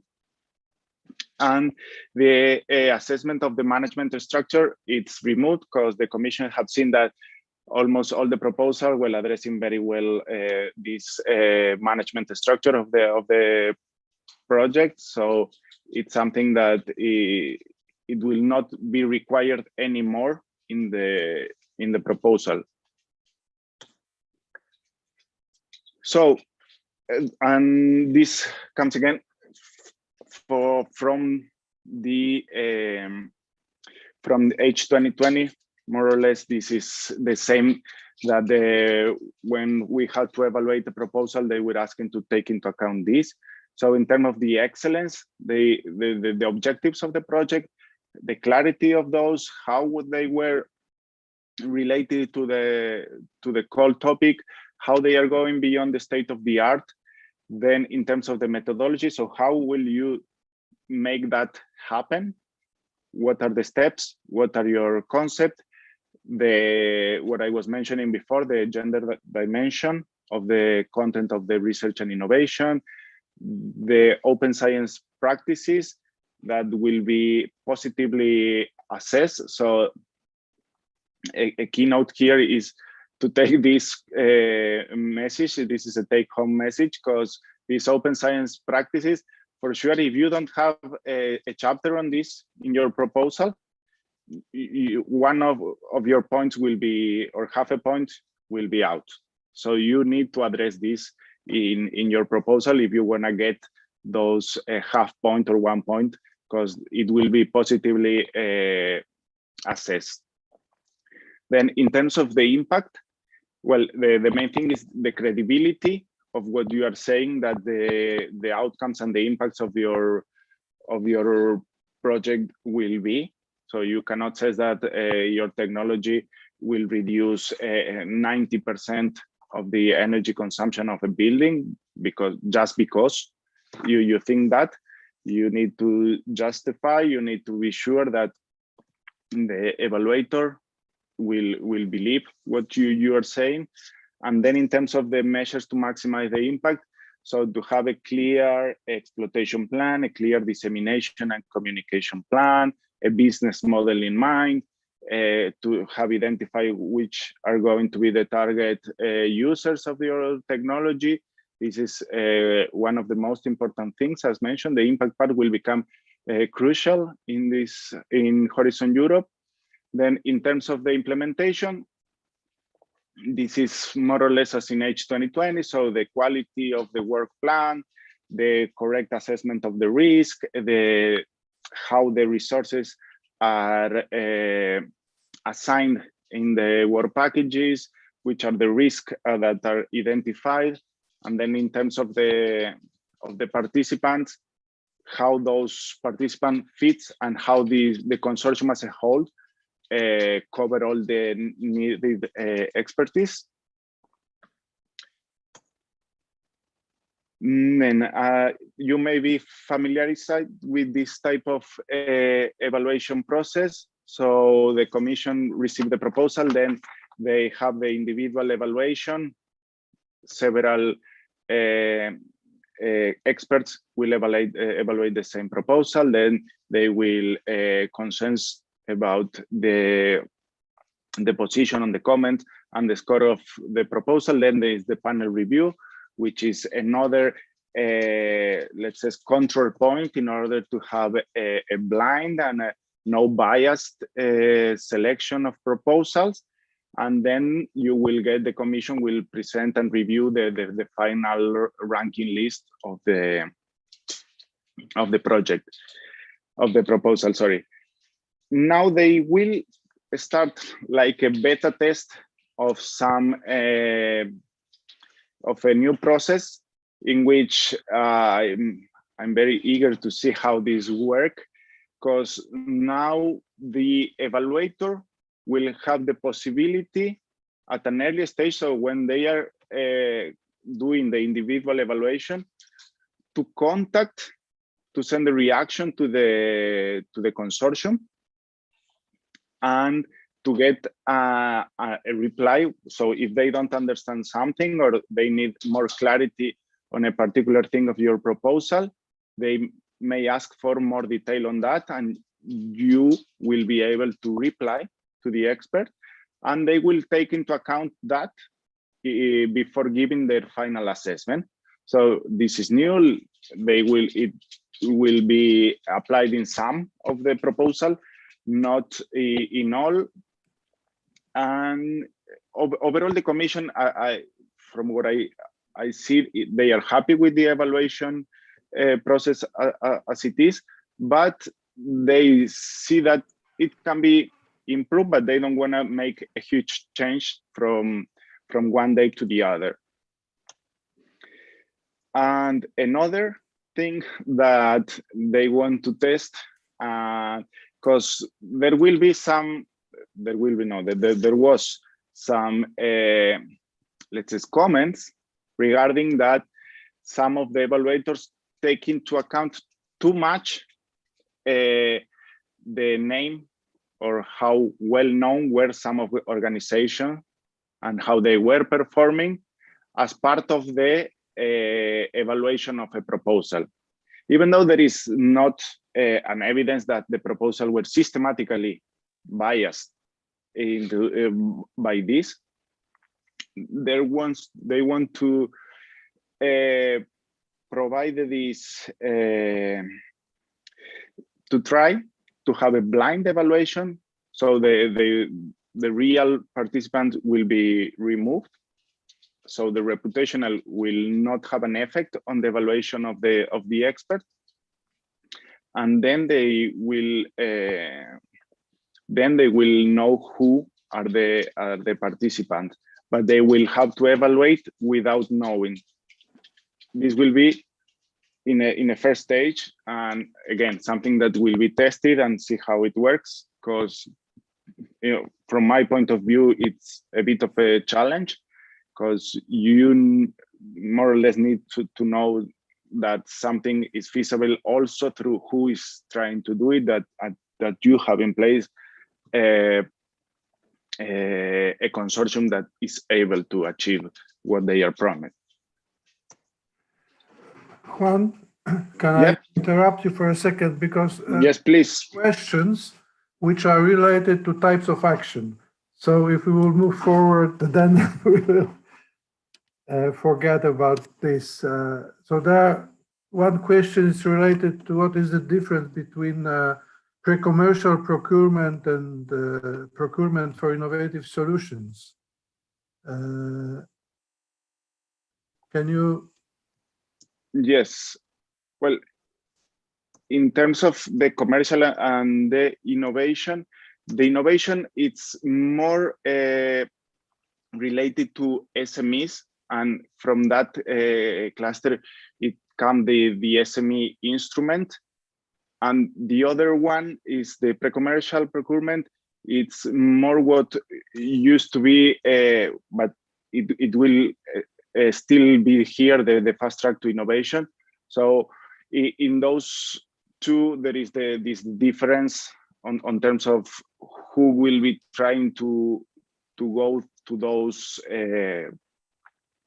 those type of actions. But I think there is also other difference, that pre-commercial is for technology which is already there, but it's not or innovation which is there, but not on a commercial, not is manufactured on a commercial scale. But innovation procurement is for new solutions. So you can just announce procurement for something new, which is not ready yet. Yeah, indeed, this difference in readiness of technology readiness. Yeah, how close yes. the market is to technology. Yeah, and this usually was related to that type of actions, and looking how to, let's say, exploit a solution that it's already ready for the market, and something that may need some steps before going to the market. And the second question is about the types of entities eligible to participate in research, innovation, action, and coordination. Support. Yeah. Eligibility is the same for profit, the for the three actions is the same. Yeah. And of course, for profit legal entities can participate in all of action. Yes. Is there any other question? Not yet. No. Okay, perfect. Thanks, Alexander. Yeah, I think it's better if you interrupt me and we go through the question as soon as they come up. So the ethics review, this was something that sometimes was a bit difficult to understand for someone new in a proposal or in a project. So the Commission now is trying to focus only this ethic review, this self-assessment. Let's say it will be more focused on serious or complex cases in which ethics can be, let's say, somehow questionable. But the idea is to reduce the number of requirements in the funded project. You see that when you get a funded project, the Commission automatically creates a deliverable for the ethics requirement, and based on the review of the ethics, they ask several things. So what they are trying to do is that this type of request should be easier or not that complex anymore for the project that are not let's say working in a field that maybe may have some complex or serious ethics issues. And in terms of security, this is also something that will be new in Horizon Europe, and it will be systematically checked in the Horizon Europe proposal. Before, it was only checked in the ones that were flagged as security sensitive, and the checks will be based on a self-assessment that will be included in the proposal. So some of the question that needs to be addressed is some EU classified information will be used or generated in the project, or the potential misuse of the result, other information or material that may be subject to security restriction. So if there is something that from the self-assessment needs to be go into deep, there will be a second security scrutiny that it will be more complex, and but this is for particular cases, not expected to be for all the proposals. So now moving on to what the application form in terms of the proposal template, you have the link here to go and see the new Horizon Europe proposal. The structure is the same as the H2020, so two parts, part A and part B. Part A is based on the information that you upload and you fill in the portal, and it's self-generated by the portal. And the part B is the one that corresponds to the narrative of the three sections, so the excellent, impact, and implementation. And this is the one that you will need to upload to the system. So some of the changes that you will find up in the Horizon Europe is that there will be a new field in part 8, in part A, which is the research table, that it needs to follow up the research careers in terms that there will be an indicator that you will need to fill in the portal. Who are the researchers that will be participating in the proposal, the role of each organization. This was something that in some of the proposal was done in the part B, in which you were stating what was the role of the participant organization, or in section 4 when you were describing the organization. So now that will be part of part A. And also this self-declaration on the gender equality plan. Some of the fields that were moved from part B to part A, so something that you were already doing, so the ethics self-assessment will be moved to part A, the security questionnaire, and the information of the participant from the previous activities related to the call. So these are things that you were already doing in the part B. For example, the table of the previous projects on similar calls, this kind of thing were already in the proposal, but now those will be part of part A. And in terms of new things in part B, there will be a glossary of terms. This again, we did in some of proposal. This is something that that was a good practice, but sometimes it wasn't compulsory, but sometimes there was not a space to do it in the proposal. So you need to kill that section. And then they will request for consistency on the use of terminology in all the phases of the project.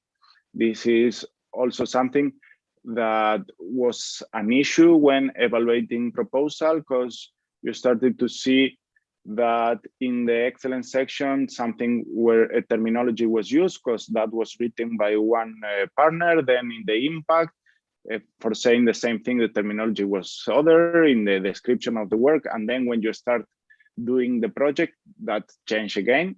So they are looking to have a consistency on that, and extensive explanation on what exactly should be included in each section are part of the new template of the proposal, the one I left the link in the previous slide.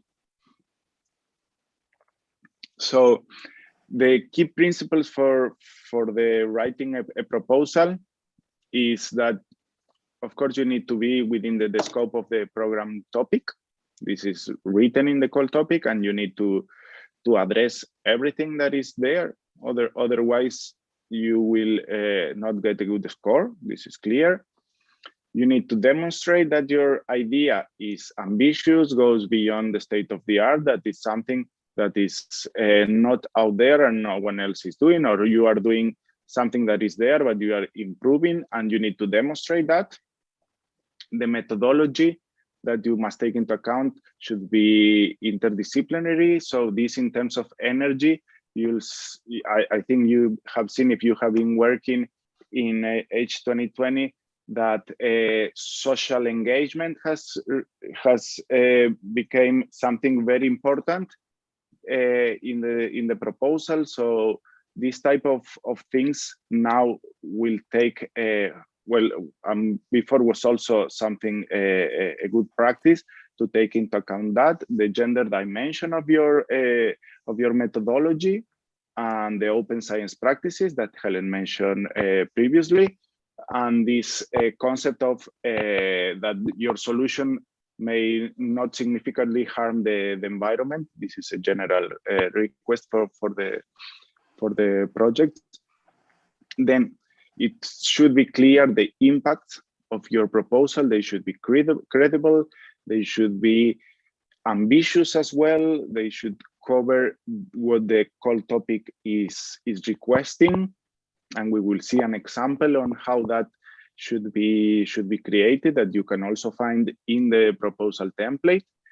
Then the measures to maximize the impact, so the plan for the dissemination, for the exploitation, for the communication activities, for the different stakeholders, the identification of those must be there, and the quality. So how you are reflecting all that you are saying in section 1 and 2 into a good work plan must be of good quality, must be efficient. The resources must be well divided among the partners and among the work packages. So this is overall what are the key principles for writing a good proposal. And in terms of policy and transversal consideration across the program, so the open science, the Commission has been already pushing a lot on this, because they are aware that you are getting public funding. So what you are producing with public money should be also creating a value for the rest of the people. So that is why the open should be, I think there was a way to say this, that as open as possible, as close as necessary. This is what should be taken into account when trying to decide which things need to be public and which need to be confidential. The gender dimension in research and innovation content, the pathway to impact, the measures to maximize the impact, and the do not significant harm principle. So, and this was what Chagri was, someone was asking before about the gender dimension, and this is the second part. So this is, as I mentioned, there is a gender equality plan that it's related to your company, and that you are trying to put in place some actions to get equality in your staff. That is one side, and that is individually for each company, and you will have a self-declaration on that. And the other one is the gender dimension of the research and innovation content of your proposal. So this the integration of the gender dimension is mandatory, as it was before. In H2020 there was a specific question for that had to be addressed. And why is important, and in here there is a couple of questions that are worth to think about it when thinking about what is this gender dimension. Does not mean that you need to put that in the proposal. 50%, we will try to be 50% of the people working in the proposal will be women. This is not what is about the gender dimension, but it's to think about, for example, does it make sense that to design car safety equipment, they only take into account the basis of the male body standard and not women? So the responsibility of developing artificial intelligence are usually men. So in there, and usually white men. So you have an intrinsic bias on that because the data used for training the artificial intelligence. So then, for example, it's normal that the household travel survey and thus mobility analysis and transport underrate performance of caring work. So the trips that are doing for caring work. Did you know that the climate change is affecting sex determination in a number of marine species and that certain populations are now at risk of extinction? So these are the kind of dimensions in terms of gender that needs to be addressed in the proposal. So in a specific section, you need to tell why you will be taking into account and how you will take into account the gender dimension in your methodology of your proposal. Very, very important thing, this one. Then, as mentioned, I left this almost for the end. I'm a bit late. I know. I will try to be as fast as possible to close this session. But is this terms of the pathway that the Commission will be asking you to reply and to put in your section 2. And this Helen showed this a bit, so I will try to go only to the practical thing. So the first thing is, what are the specific needs that trigger this project? This is what usually comes up in the first page of your proposal of the excellence, when you put why are you proposing what you are proposing. So what is the problem that you are trying to solve? That is that first page. So in here, you need to put that. So for example, here, in terms of optimization of the passenger flow in an airport, so there is not being considered any optimization on terms of the optimal management for the passenger flow. So that's the need. So the expected result generated by the project is to have a large scale demonstrator. So in 3 airports, in which this new technology will be actively implemented and tested. And the other result will be the algorithm itself that will be implemented. So you have the second step. Third step, you're moving to the dissemination, exploitation, and communication measures. So as exploitation, you have the patenting of the algorithm model. That's one of the potential exploitation there. So then obtain royalties or a license of your algorithm to sell to a company or to the airports.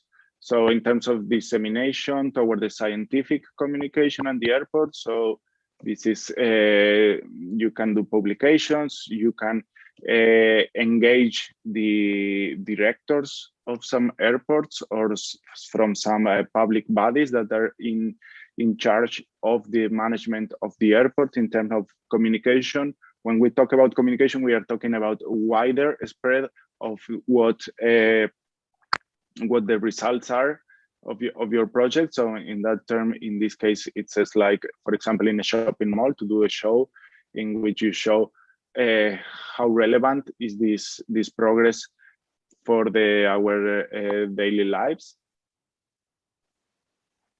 So then another thing that needs to be identified is the target groups.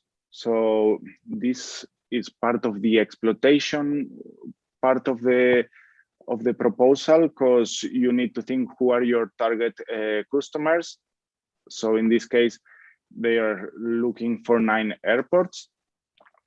Then the European Aviation Agency, the air passengers indirectly are also target users of this new solution. In terms of the outcome, what is, and here is where you need to, based on the previous analysis, you need to show what are the outcomes and the expected impact that you will achieve through what was mentioned before. So in this case, the idea is the uptake of by the airports of this new solution. So one key outcome will be that the 9 airports that we were targeting will end up implementing this solution. This is very ambitious, but if you have the key partners in your consortium or the key strategies that you can explain in your proposal, then it can be credible that you will end up making 9 airports to implement your system. And in terms of impact, in here we have the scientific impact that is clear. This is the new forecast modeling, and you will have publications on this. And in terms of the economic, okay, based on some calculations that you need to demonstrate, you can say that you will increase the maximum passenger capacity by 15%. It's always very important to have quantifiable KPIs here that you will end up measuring at the end of the project to achieve and to give the Commission the possibility to check with you if you have achieved or not your objectives, and in this case, your impacts. And for example, that will lead to a 28% reduction of the infrastructure expansion cost of the airports. And probably you can produce a market analysis on how much money was spent, or how many expansions of airports was done before. So you can also provide another KPIs in terms of saved money that can be used, shift to other things. So this became one of the key sections of the proposal. So you must think through it, you need to prepare. And actually now the Commission is asking you to present these 6 tables, replying to those questions that you see in red. So I'm almost closing now. In terms of the general agreement, that for H2020 you have seen this. It's already available for Horizon Europe. You can download it from the link here that you see. And I'll try to summarize that the new things in the grant agreement, so in the condition.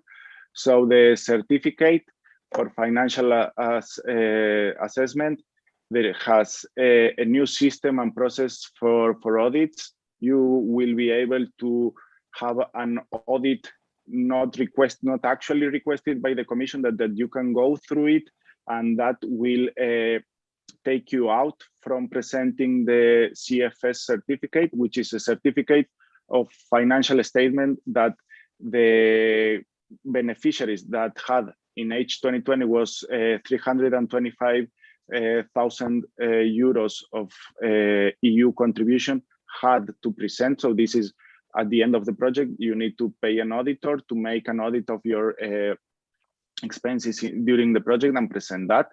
Now the threshold is higher. I think it's 475 now. And it has also the possibility to go to this audit to avoid to have to present this. There will be a change of terminology. Now it appeared this affiliated entity, which previously was also known as linked third parties or in-kind contributions, or this type of linking of entities. Associated partner, so these third parties with a specific status, the open science, it has enhanced practices requesting the obligation to have the results available as soon as possible. Then in terms of intellectual property and exploitation, it's already active, the Horizon Results platform, in which you can publish the results of your project. Then in terms of personnel cost, here is one of the biggest change as well. Now it will move to a daily rate instead of having different types of how claiming the personnel cost. Now it's one type of cost, and it will be the daily rate. I leave you here in this link. You have a webinar that is fully dedicated to explain all these new things. So you can go there and see that webinar to better understand how the new calculations, Or for example, for indirect cost, now you have the possibility to go and request the actual indirect cost through invoicing that you can present to the commission. There is no more specific article about the in-kind contributions against payment. Indirect cost will have continuity of 25% flat rate with the possibility to go to actual indirect costs. And again, if you go through this link, you have a webinar that was given by the Commission in which you can see all the details. In general, there will be, visually, if you want, there will be a new initially part of the grant agreement in which you will see a data sheet with the key information of your project, the budget, the partners, this kind of thing that will be easier to follow, the payments, the review meetings. It will be a data sheet at the beginning of the grant agreement. And that's it. I'm sorry, Alexander, for the extra time I took for this, but I think we will reply some answers in the middle. Okay, take your time. We have some questions, so if you can go to question section.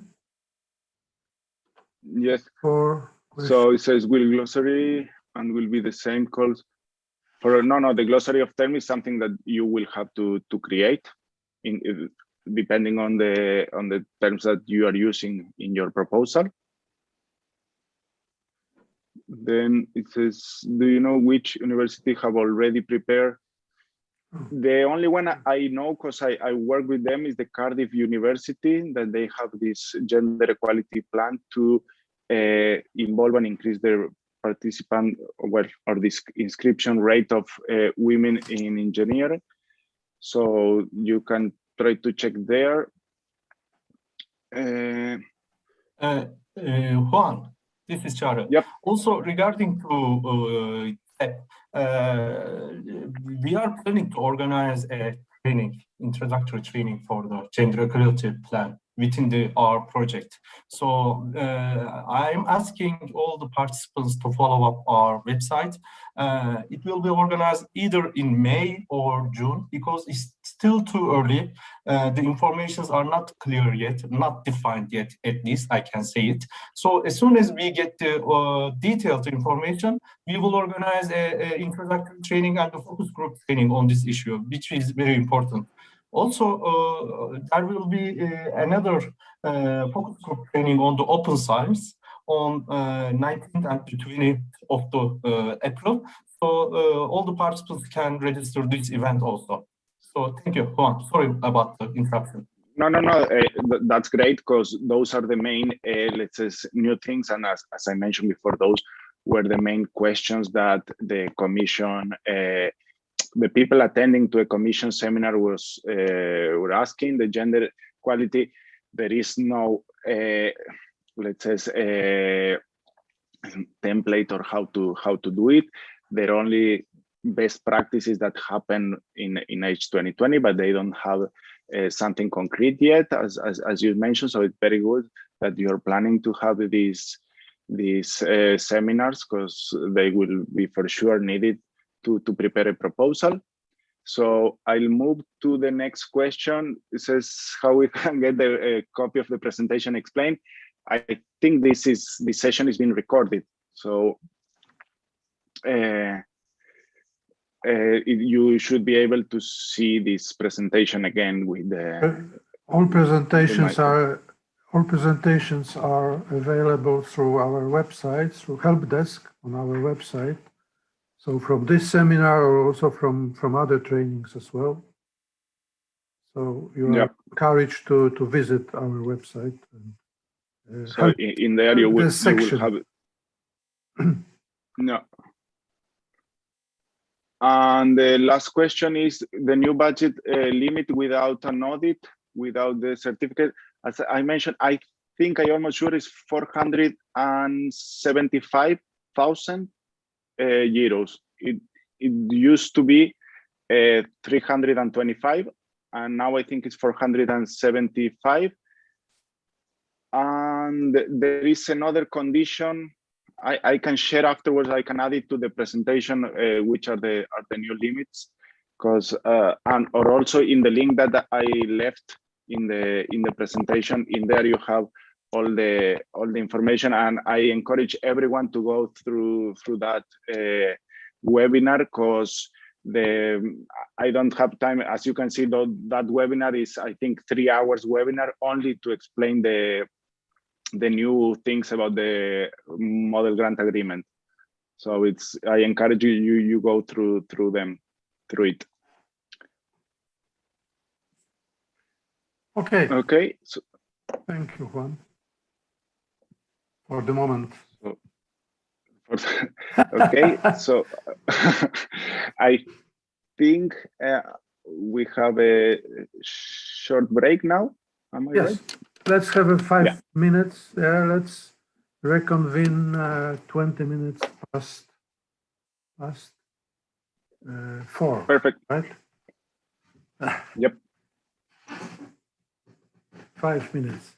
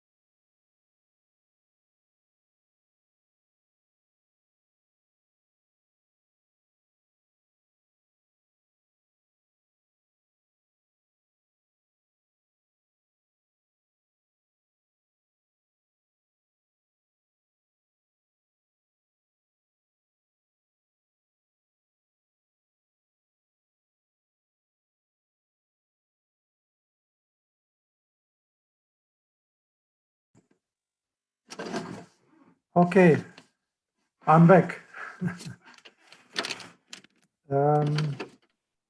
So Juan, you can. Yes, I think you can continue. I'll take the floor. Session 3, yeah. Yeah.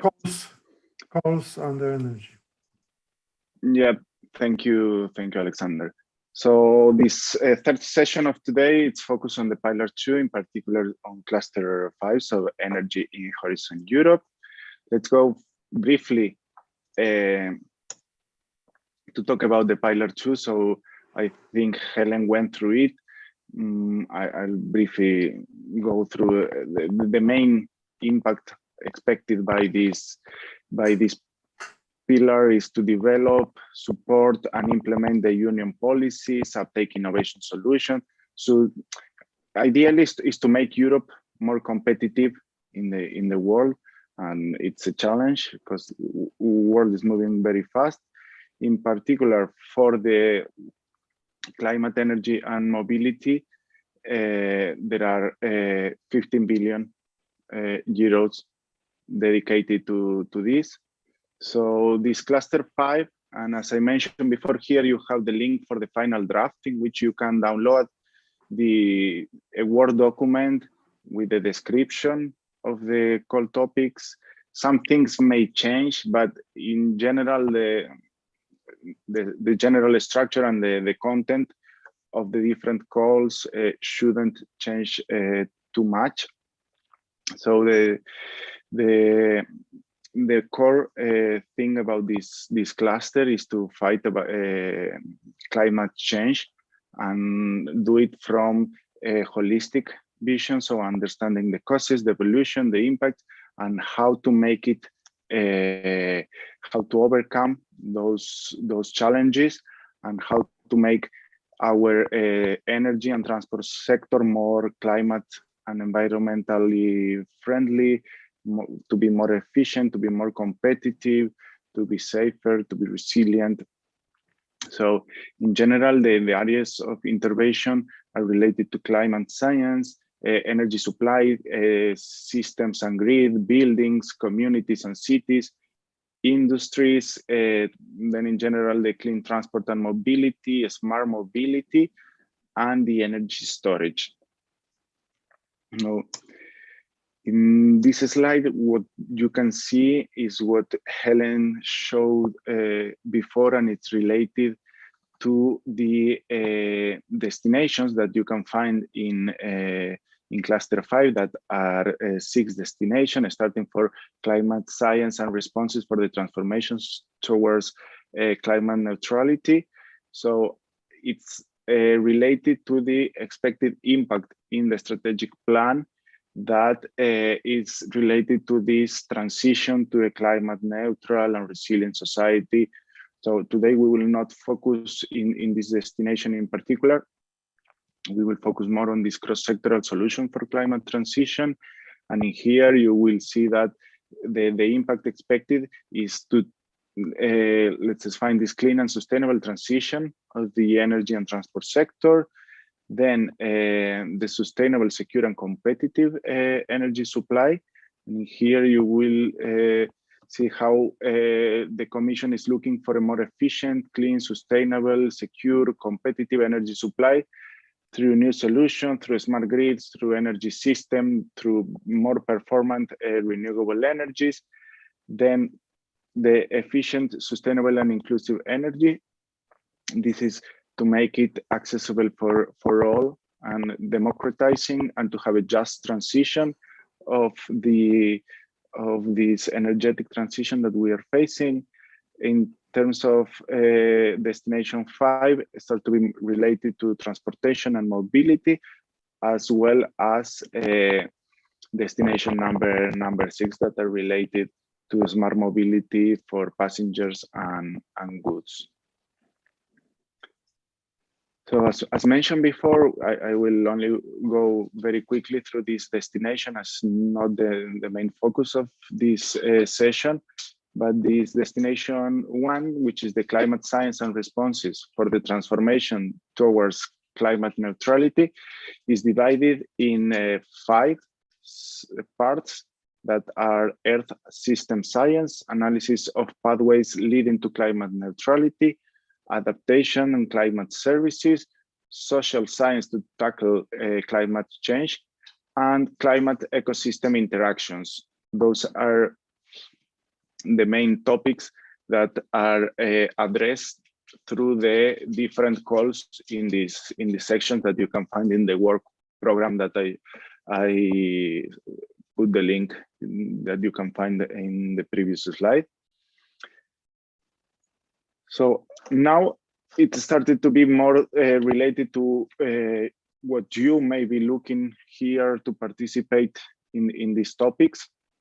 And I hope that by seeing what the Commission is looking in this, even though you will see after just a snapshot of what are the calls for 2021, but I hope this, by checking these points, you will be able to trigger an idea that you have there, or how your company can be part of a consortium or can coordinate something in this topic. So the batteries topic is something that is growing every year. The Commission is investing more and more on batteries, and it does sit in the whole value chain of the battery life cycle. So in terms of the extracting the raw material, processing, how we can implement a new advanced material, how we can make more self-sufficient, more sustainable, to find the circularity on the manufacturing processes,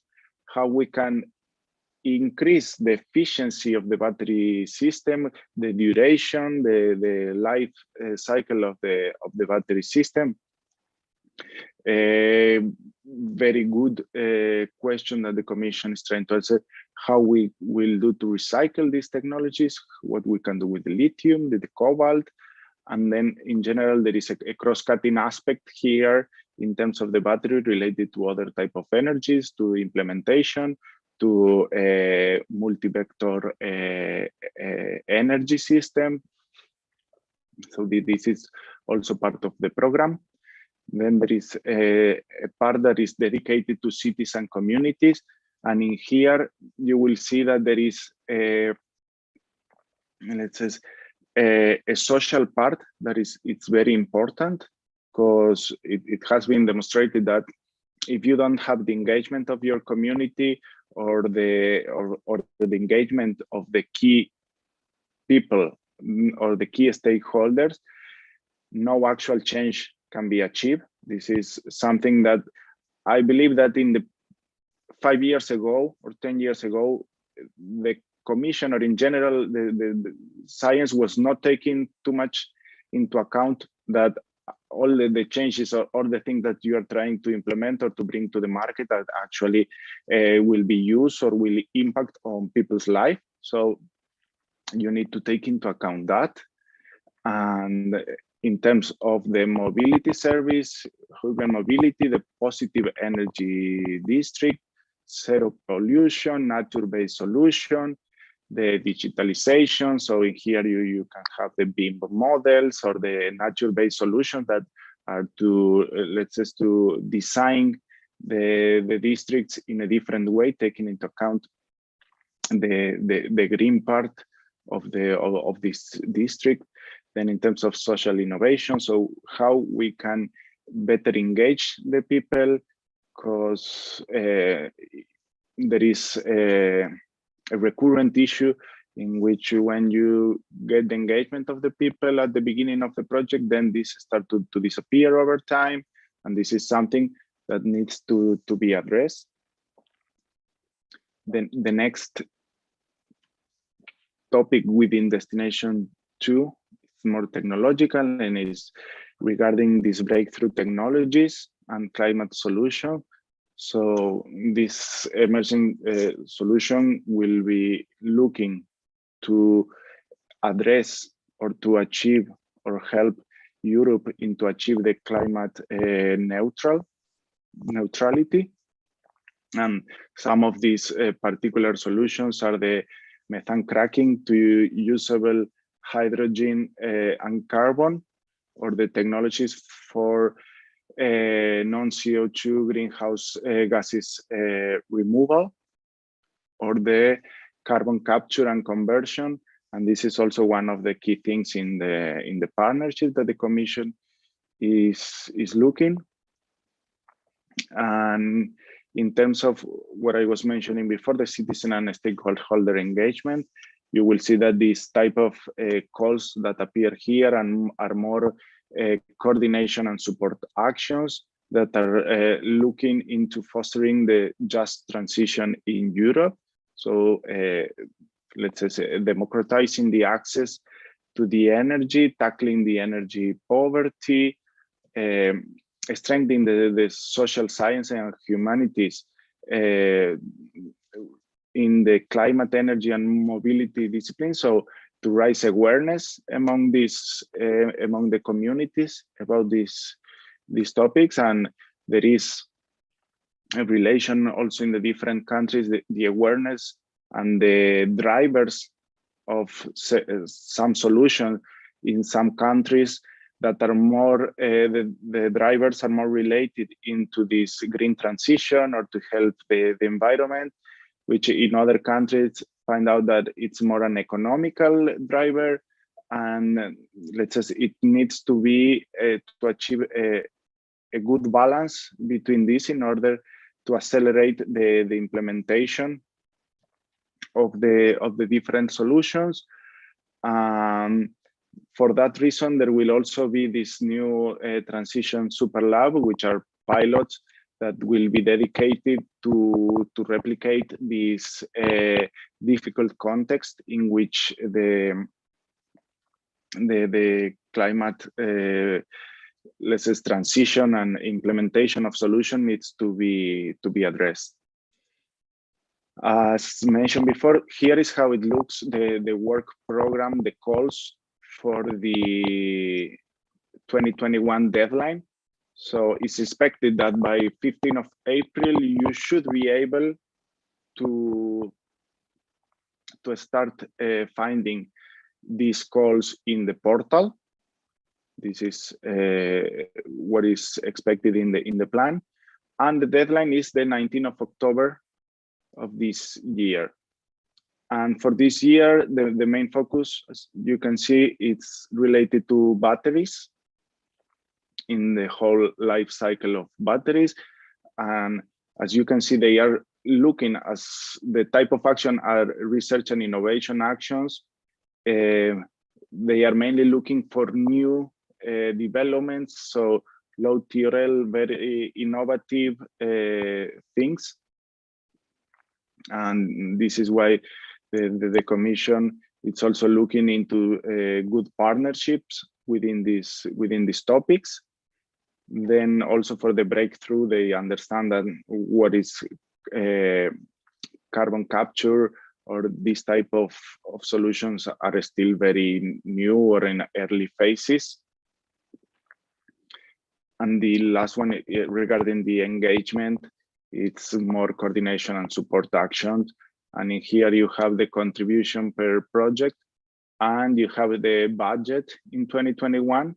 So you can get an idea of how many proposals will be funded in each topic. For example, in this one, in the emerging technologies for a climate neutral Europe, which has a budget of 20 million, and the expected contribution per project is 5. So it is expected to fund 4 proposals in this call topic. So I think this is also useful for you to see how competitive or the success rate of the potential success rate of the different calls. So let's move now to destination number 3. One, this is Charlie. Yep. Yep. Actually, I have a question for the breakthrough call topics.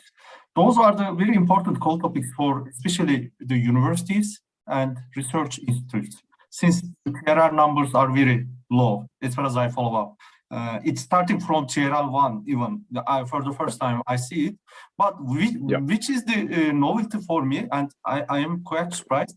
Maybe Helen contribute to do this also. Normally, hydrogen and fuel cells are not supported under work programs, but it is supported under the partnership. But this time, I see that hydrogen and fuel cells are included in the core topics. Is that correct? Did you realize that also? On my side, I must say that the hydrogen for me is what I have perceiving from the Commission. It's a key thing for the Commission, and I think that's why they created the partnership, the specific partnership.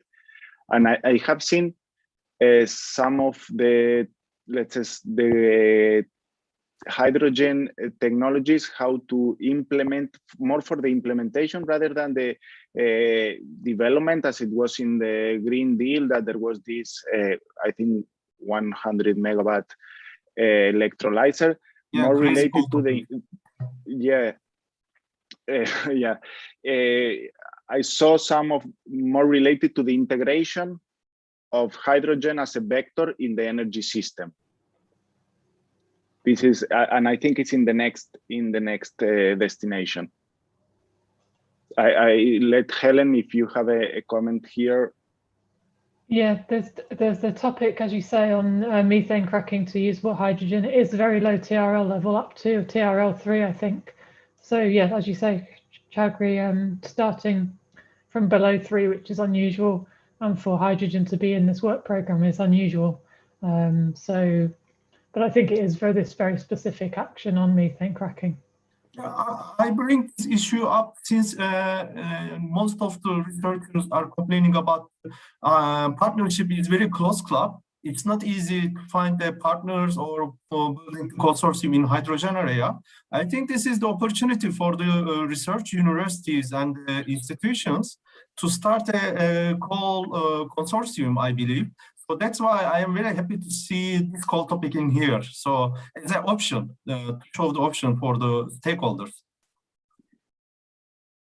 Yeah, and not only there, I must say, I don't remember the actual text of the, you can see this one, emerging technologies for a climate neutral Europe, cleaner transport and energy system. For sure in there, hydrogen has an important role, and there will fund 8 proposal under this topic.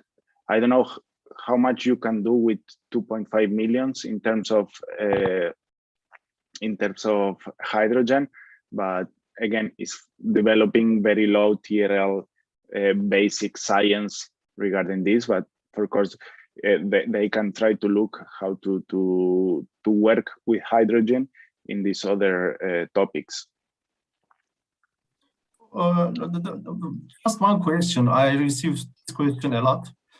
For these bottom-up call topics, for example, emerging technologies, you suggest universities should take a lead, or SMEs or companies? What's your proposition for the stakeholders, actually? Sorry, say again, Chowdhury, because I lost your voice for 2 seconds. The question is about emerging technologies, you know, the call topic about emerging technologies. So what do you suggest? Universities or research institutions should take a lead, or companies or SMEs can also take a lead such low TRL topics? So what is your suggestion? My suggestion in these cases, for sure, that universities and research centers are the ones that need to take the lead here. It's a research and innovation action. It's a low TRL. It's not a big budget, so big companies will not be interested in this. Some innovative SMEs may be interested on this, but for sure, the one leading the research here must be the universities and research center. This is clear. Thank you. Thank you. You're welcome. So let's move to destination number 3, which is related to sustainable, secure, and competitive energy supply. And in here, you will have 4 different areas in which this destination will work. The first one is the global leadership in renewable energy.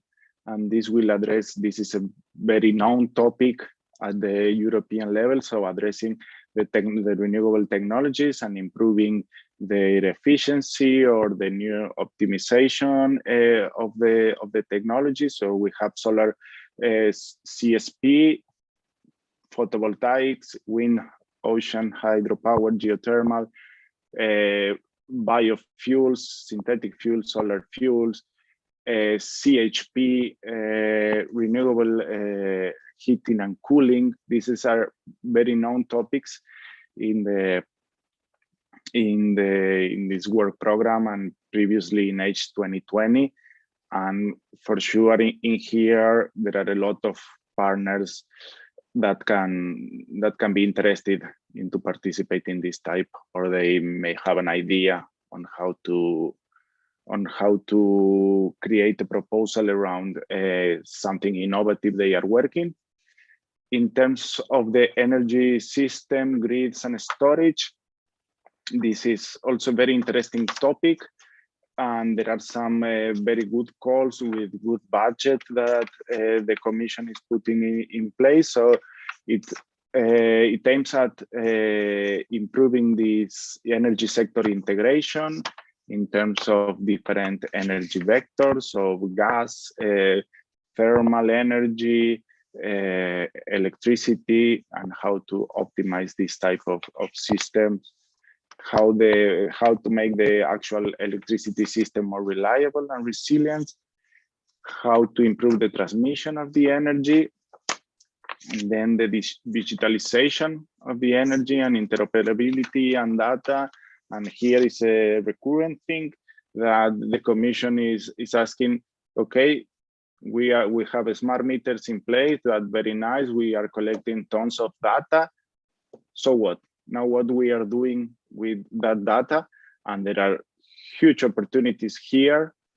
And I have talked previously with some Turkish companies that have a very good ideas on these topics, on how to work with the data that is obtained by the smart meters, and how to do it also in a fair way and respecting the GDPR that the Commission is pushing a lot.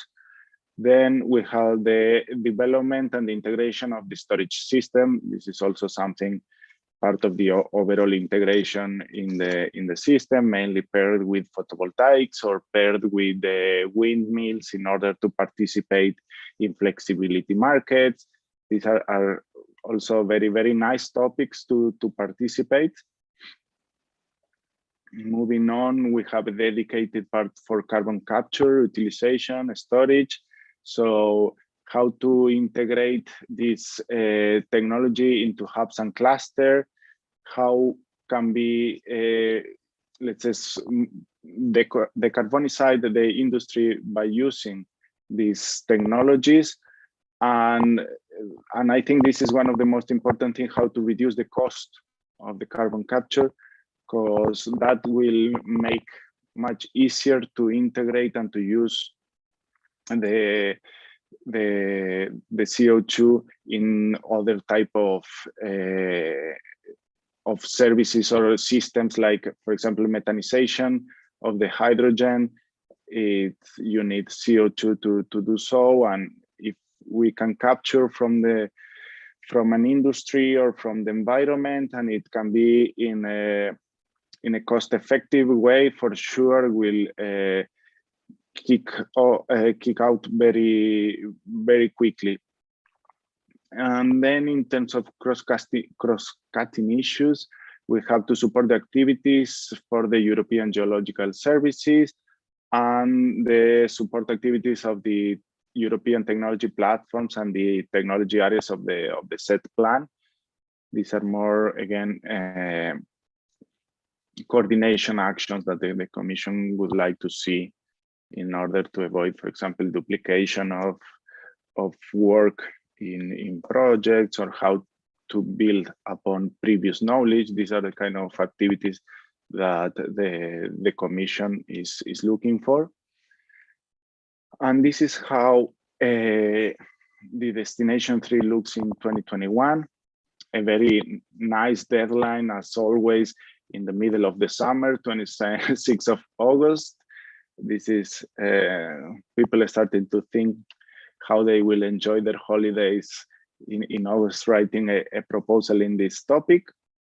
But I must say that this is one of the destinations I have been working more in the past, and there are some very interesting topics.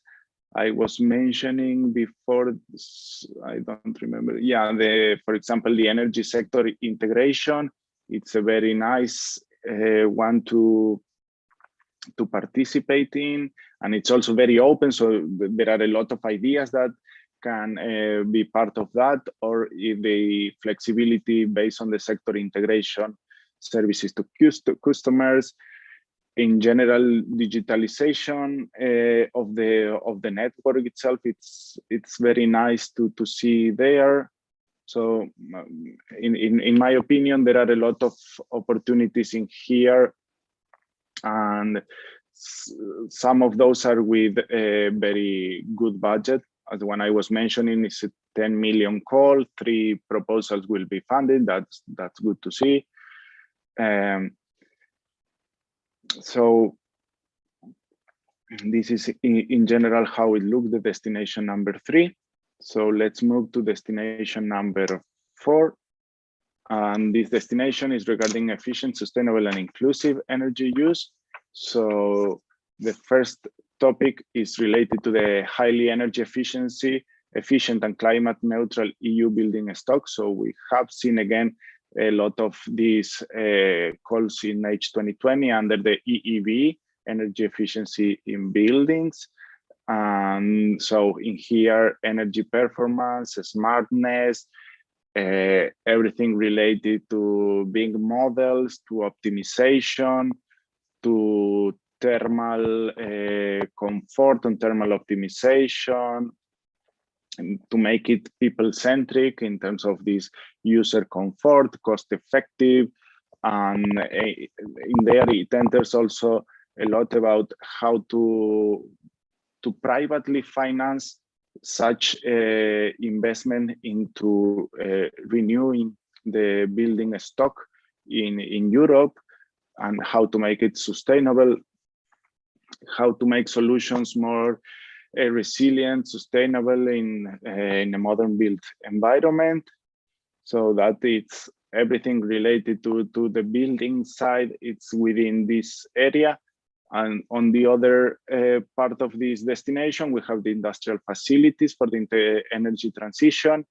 And these are very specific things like the demonstration of the upgrade technology with supply temperature from 90 to 160. Again, some demonstration on that. Then the storage of the high temperature for industrial application. It's also very important in this type of area, and the excess or waste of heat and how to convert into power. These are again very particular issues that the Commission is trying to find solutions through this program. And the destination number 4 looks like the following. So our three calls related to buildings, and 2 calls related to industry. Again, the topics are very related to what I was saying before, and playing a very important role. Digitalization, BIM model, digital twins of buildings, this kind of new wave of digitalization into buildings are very important. Finally, I'll go very fast into destination 5 and 6, which were not actually specific for this seminar, but you will find also these are related to mobility in terms of zero emission road transport. So electrification of the vehicles, charging, how to make it the circularity of the whole system. In aviation, how to reduce the greenhouses, how to use new technologies and new business for aviation, how to help into support the European policies, the waterborne transport, how to make the digital twin to enable the green ship operations, because it's very expensive to do in the actual ship, the integration of new fuels. Finally, then the related to health and environmental issues of the transport, so supporting the dissemination and strengthening the health and environmental research in mobility disciplines are part of this. And this is how it looks for 2021. It's a nice mix of coordination and support action, research and innovation actions, and innovation actions. So for people interested in mobility, it's a very nice destination, and a lot of money for this year on this, and the deadline is the 7th of September.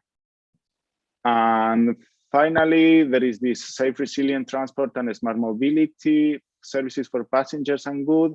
And in here we have connected, competitive, automated mobility to make let's say the mobility automatic, and this is also part of one of the partnership that the Commission is putting as a strategic, a new multimodal transport for passengers and goods, and the safety and resilience across the transport modes.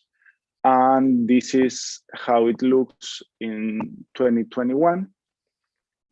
And finally, the energy the other clusters, I put some here that would be interesting for people, mainly, for example, in the building sector or in the industry sector. We have in cluster 5, in the twin transition area, we have some deploying the demonstrator for the utilization of energy, water, industry waste, and byproducts at regional scale. So this is, let's say, energy is part of this core topic.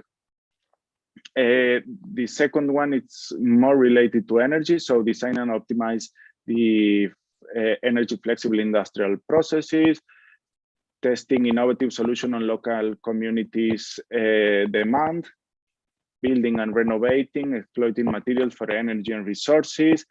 So these are more related to industry, buildings, and social aspects of the energy, and energy is just a part of it. Then in terms of cluster 6, which is related to food, bioeconomy, natural resources, agriculture, and environment, we have one topic about circular cities and regions initiative, looking for circular system solutions, and in there, for sure, there is a part for energy. In more related to smart cities and these type of solutions that are more regional types of scene, for example, creating the models of a city, how to understand the thermal situation of a city, how to make it more sustainable, this kind of ideas and concepts entering this type of calls. Then they have the biodiversity, water, food, energy, transport, and access to the context of transformative change, and some related to communities and this a smart solution for smart rural communities. So how to empower rural communities, smart villages, and again, in here, for example, off-grid, energy off-grid solutions are part of this. So these are kind of taste of what else is out there to look into in order to implement some part of the energy technologies that we may have in our companies that we can integrate in other type of clusters. And I think, Alexander, I made it in time. it was, yes, it's 5. Yes, exactly. You made it. Yeah. Speeding up at the end, but Yeah. it was, I have to admit, very information intensive presentation. So I think that people need more time to digest it. It's like a guidance at this point. Thank you very much for mentioning other clusters, because as we know, now all the impacts and these key objectives are related to different call topics. So sometimes it's for participants, it's not easy to find the right call. So thank you very much for this last slide as well. I see a question. Yeah. Yeah, that says, can mobile network operators be part of consortium in this digitalization urban platform? For sure, they are part. I work in a project with Telecom Italia and Engie, with Vodafone as well. So for sure, they are part of the energy transition, and the Commission is looking to see how they can cooperate instead of competing, because you know that some, at least in this, I know in Spain and in Italy, some mobile network operators are entering into the energy market, trying to offer some also energy service as a utility. So the Commission wants to see openness in both sides, so in the energy and the telco field. So for sure, it's mobile network operators can participate on this type of calls. Are public economic enterprises eligible? Applicant like minor thermal power plants, yes. I don't see why they shouldn't be able. They can, yes.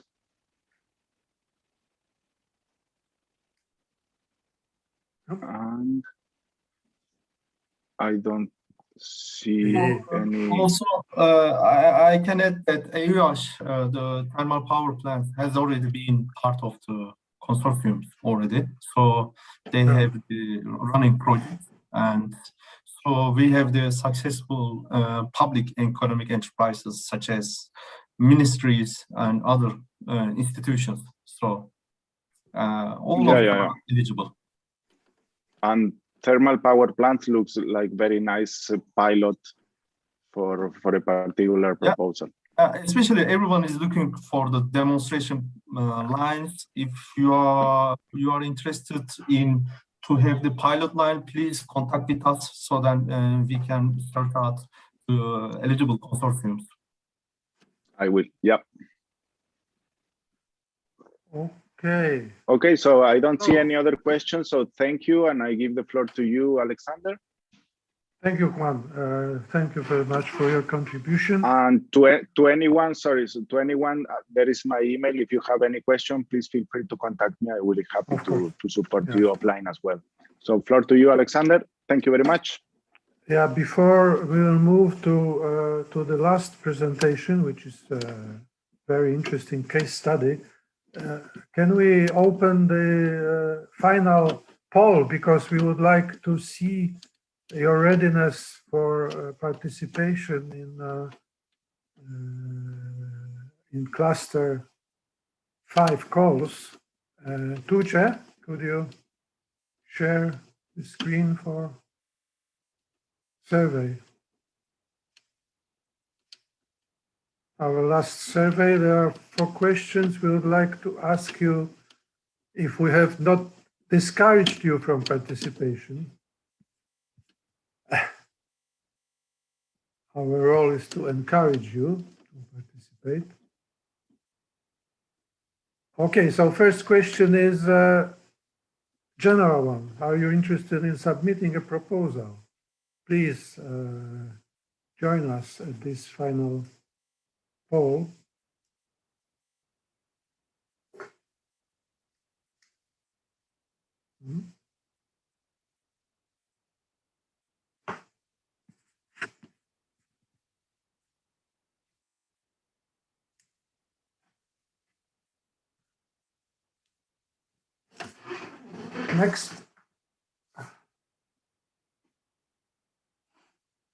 Next question is about destination, and yeah, please go on.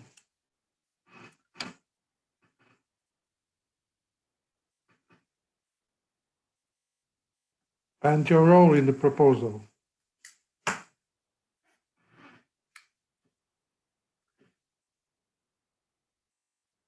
Please continue, only 12 votes we have now.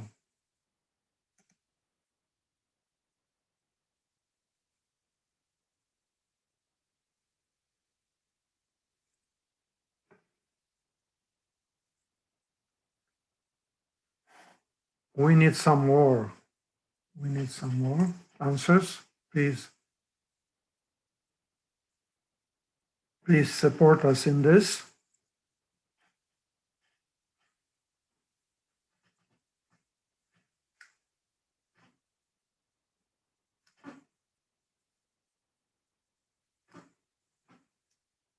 No, one more.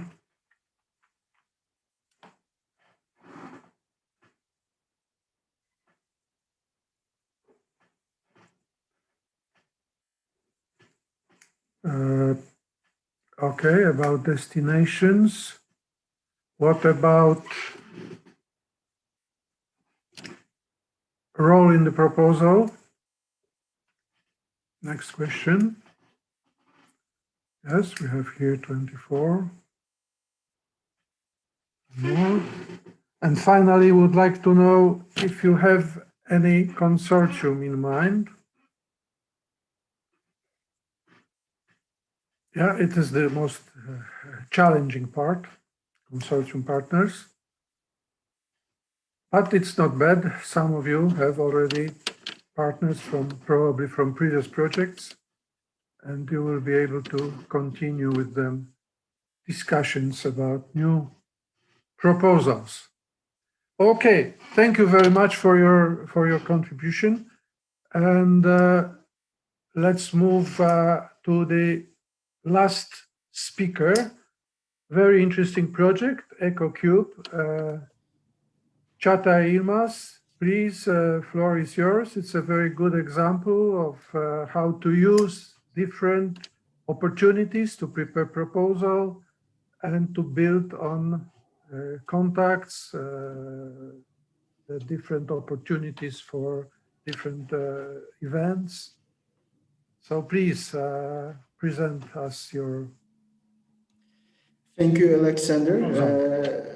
First of all, before I start, I would like to thank Turkey in Horizon 2020 team for this invitation.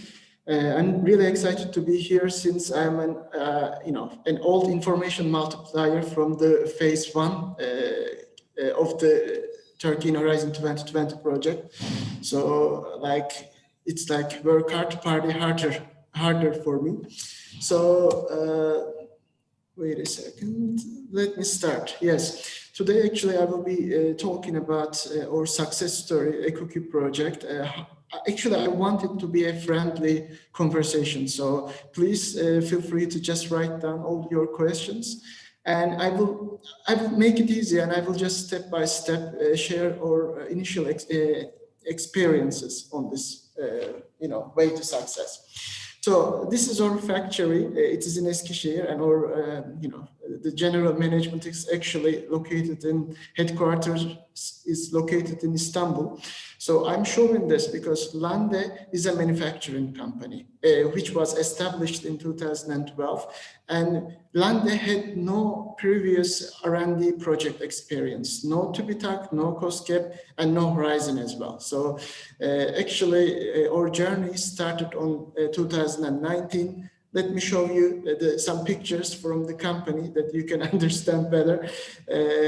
Basically, when I was proposed this job as an innovation manager in Lande, I actually started, checking the market, like what Lande is doing, what I can do there. And at the end of the day, I had also some concerns, like this company is totally focused on manufacturing, but what I can do there, like what the team can actually give, in a medium or long-term time period. So What we have done, first of all, we talked with the upper management of Lande, and we said, okay, we don't have actually many facilities or infrastructure to be able to realize properly research and development activities or innovation activities.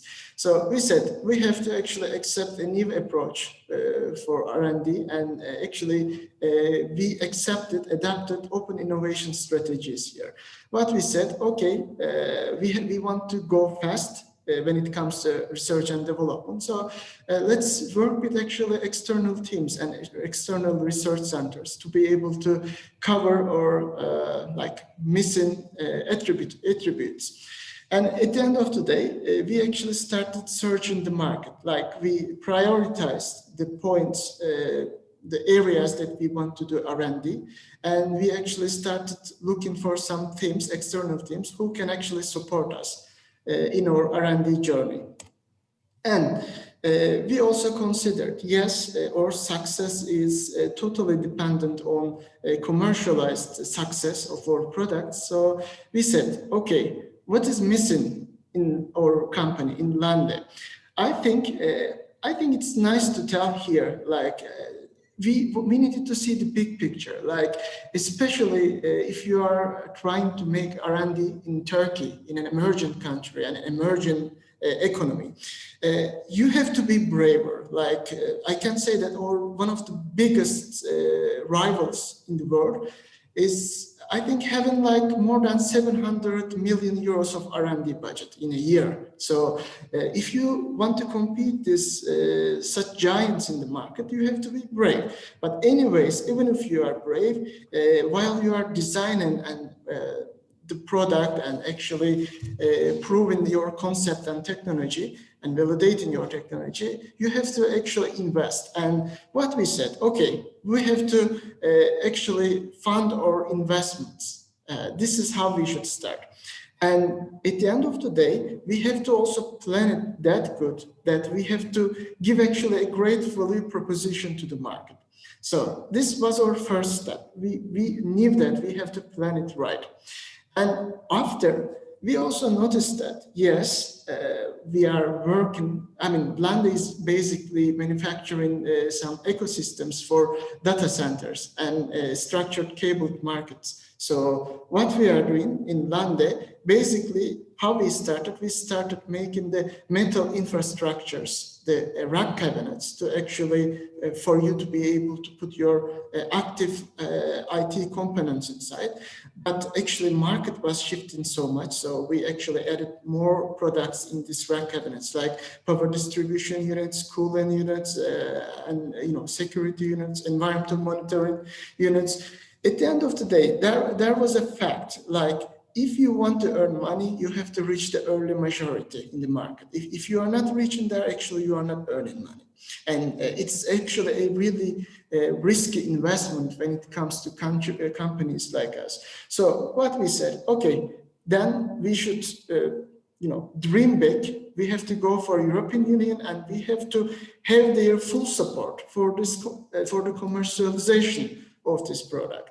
What we imagine, if we can actually get a support from a European Union call, and if we can actually validate our technology in a project, in a long-term or medium-term line, for example, EcoQ project is 36 months, and we can actually shift the early majority part of the market a bit faster. So what we did, we actually studied the market carefully here, and we started developing our project. And it was really challenging because, as you all know, if you want to actually understand the market better, first you have to start with the literature. I remember months of reading literature and trying to understand the market better, trying to understand the standards better, trying to understand the dilemmas, first of all, in different energy efficiency technologies. And at the end of the day, I think at this phase, we clearly prioritized the point we wanted to go. So we were already selling some micro data centers in the market. We had some experience there, and we were working with some suppliers to develop some cooling systems. But I can say we basically started to understand the nature of the data centers, especially the edge computing systems, and we decided that we have to go for this, priority, gaining energy efficiency with improving cooling performance in data centers. And after that, we actually searched for, I think this is important because just searching for literature is not enough. You have to understand the market by actually reaching out some important reports or guidelines which are developed especially by European Commission. Because in most of the cases, if you understand this aspect of the market, you understand the calls better. So we started searching for the market especially the outcomes from European Commission, and I can say that they became like occupation for a few months for fully digesting them.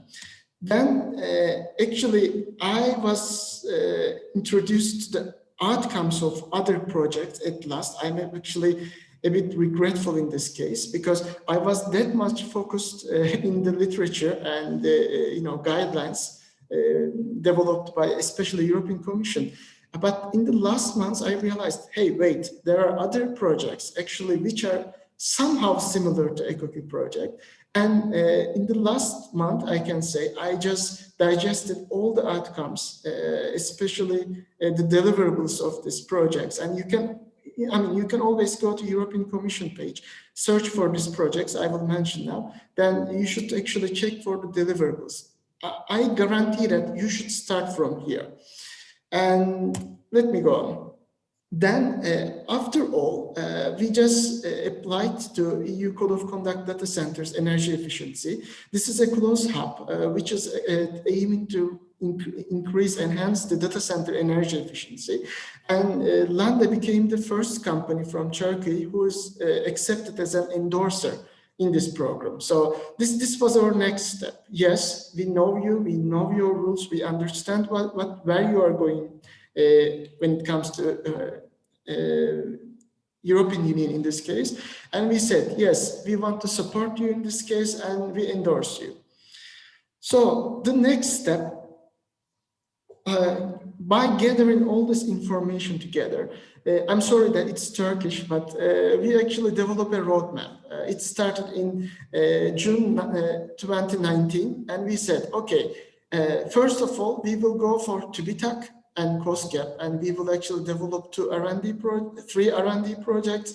Some of them, they were related to cooling and energy efficiency enhancements. And some of them, for example, you can see on the third line, it was about actually making more security environment for data centers.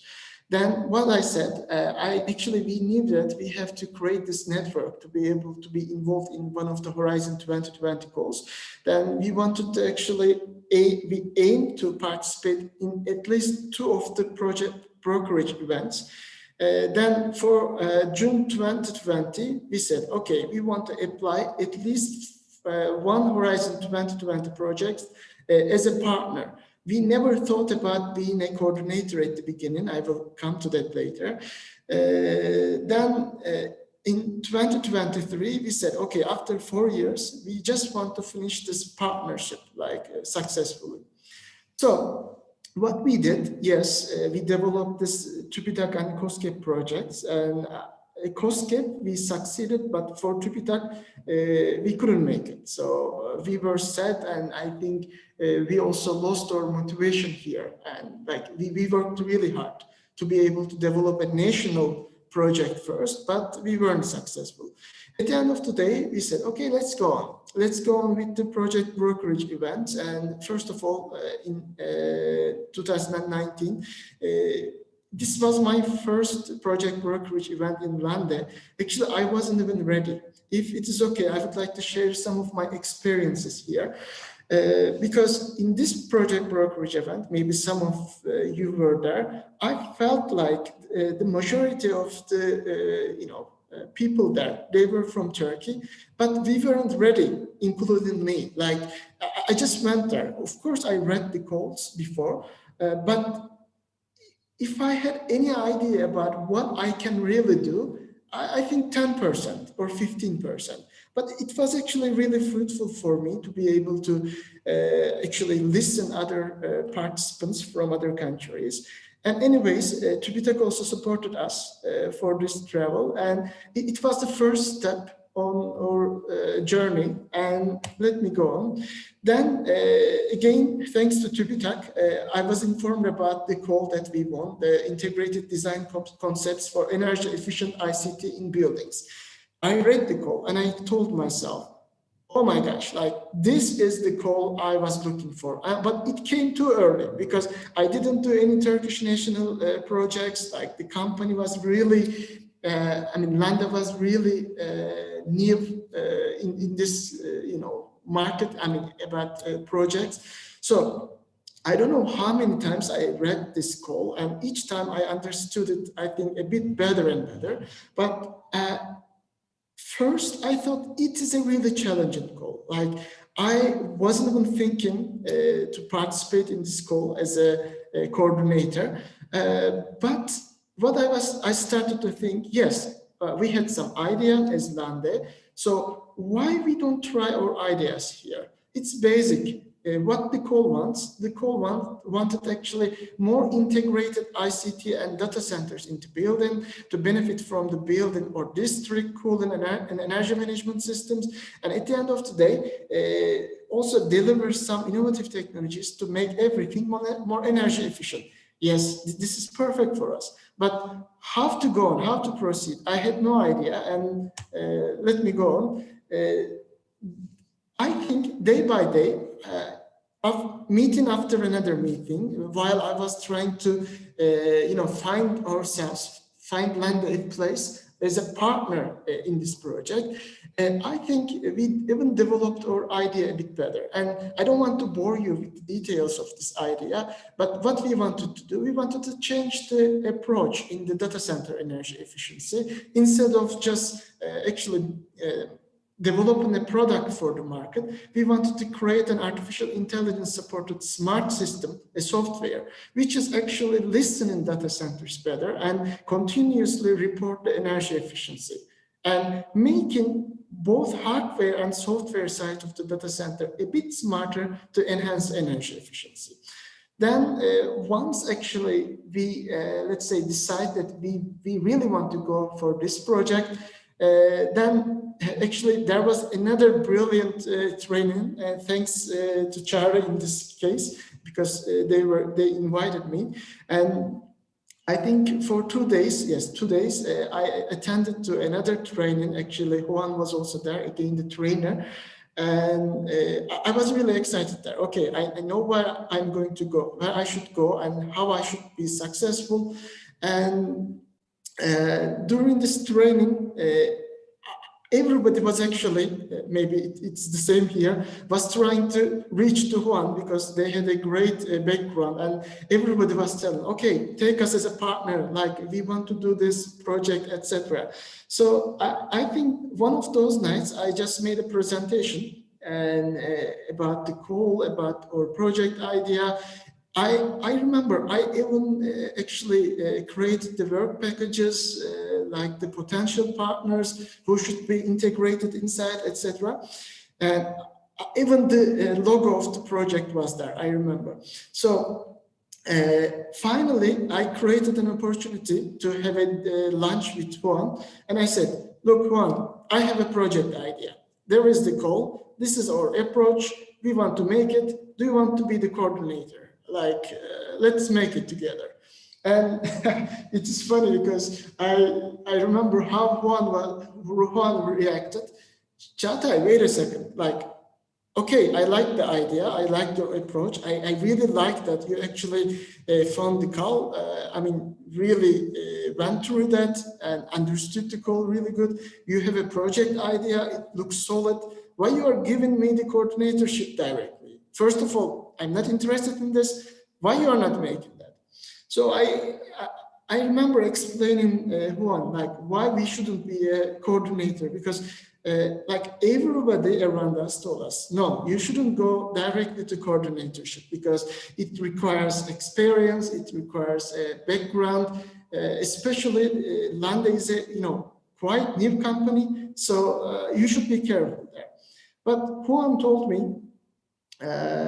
Çağatay, do you sell your products to the other countries? I said, yes, more than 80 countries we sell our products. So do you sell good? I just shared the numbers. I said, yes, we sell good. I think we were even in the list of the best 1,000 exporters that year.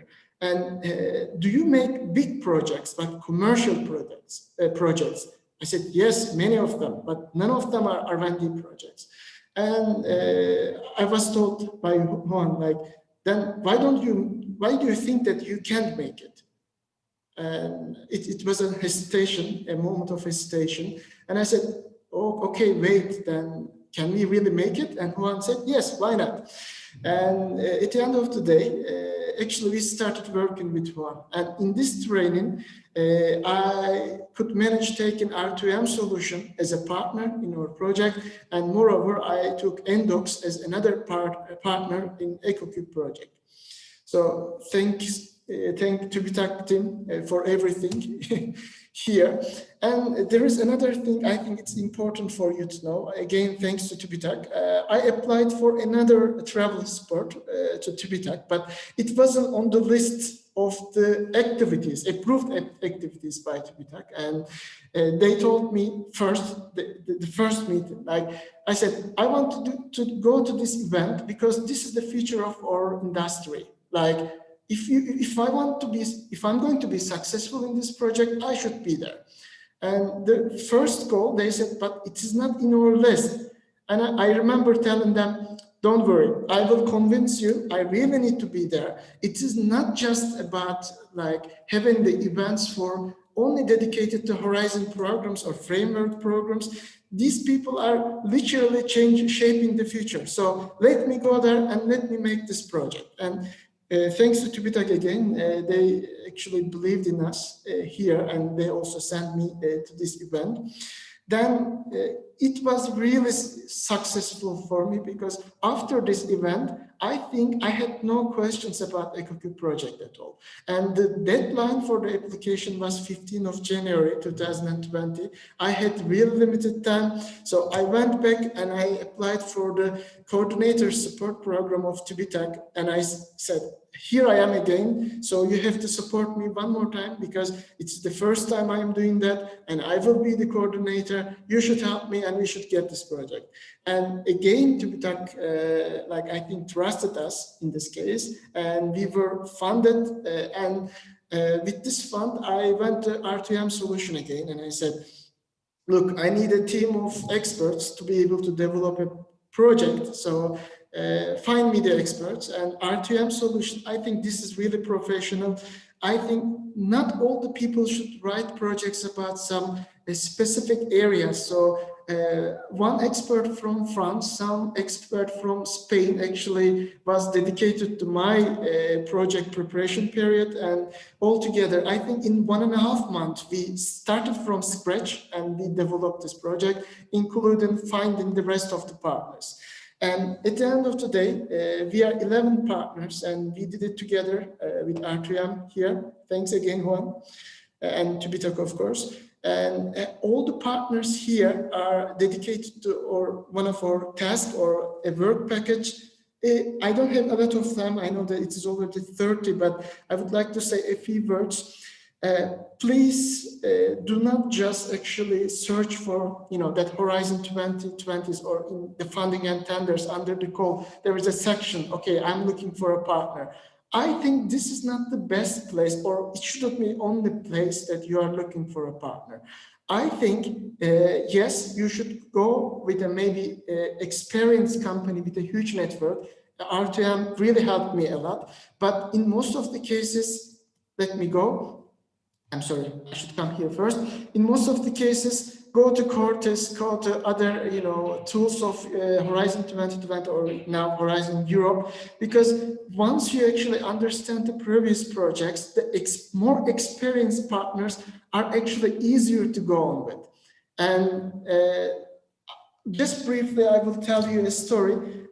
While I was looking for a partner in the last 2 weeks or 3 weeks, I don't remember clearly, I actually was checking for some previous projects and I somehow contacted the right person. I'm really bad with names. So a person came to the meeting and I started explaining him why the call is actually a bit missing, how we should improve this call. So how European Union actually, even EU Code of Conduct was missing about some approaches. So I just talked and talked. At the end of the conversation, that guy said, why do you think the EU Code of Conduct was missing? And I technically explained like why I think it was missing some parts.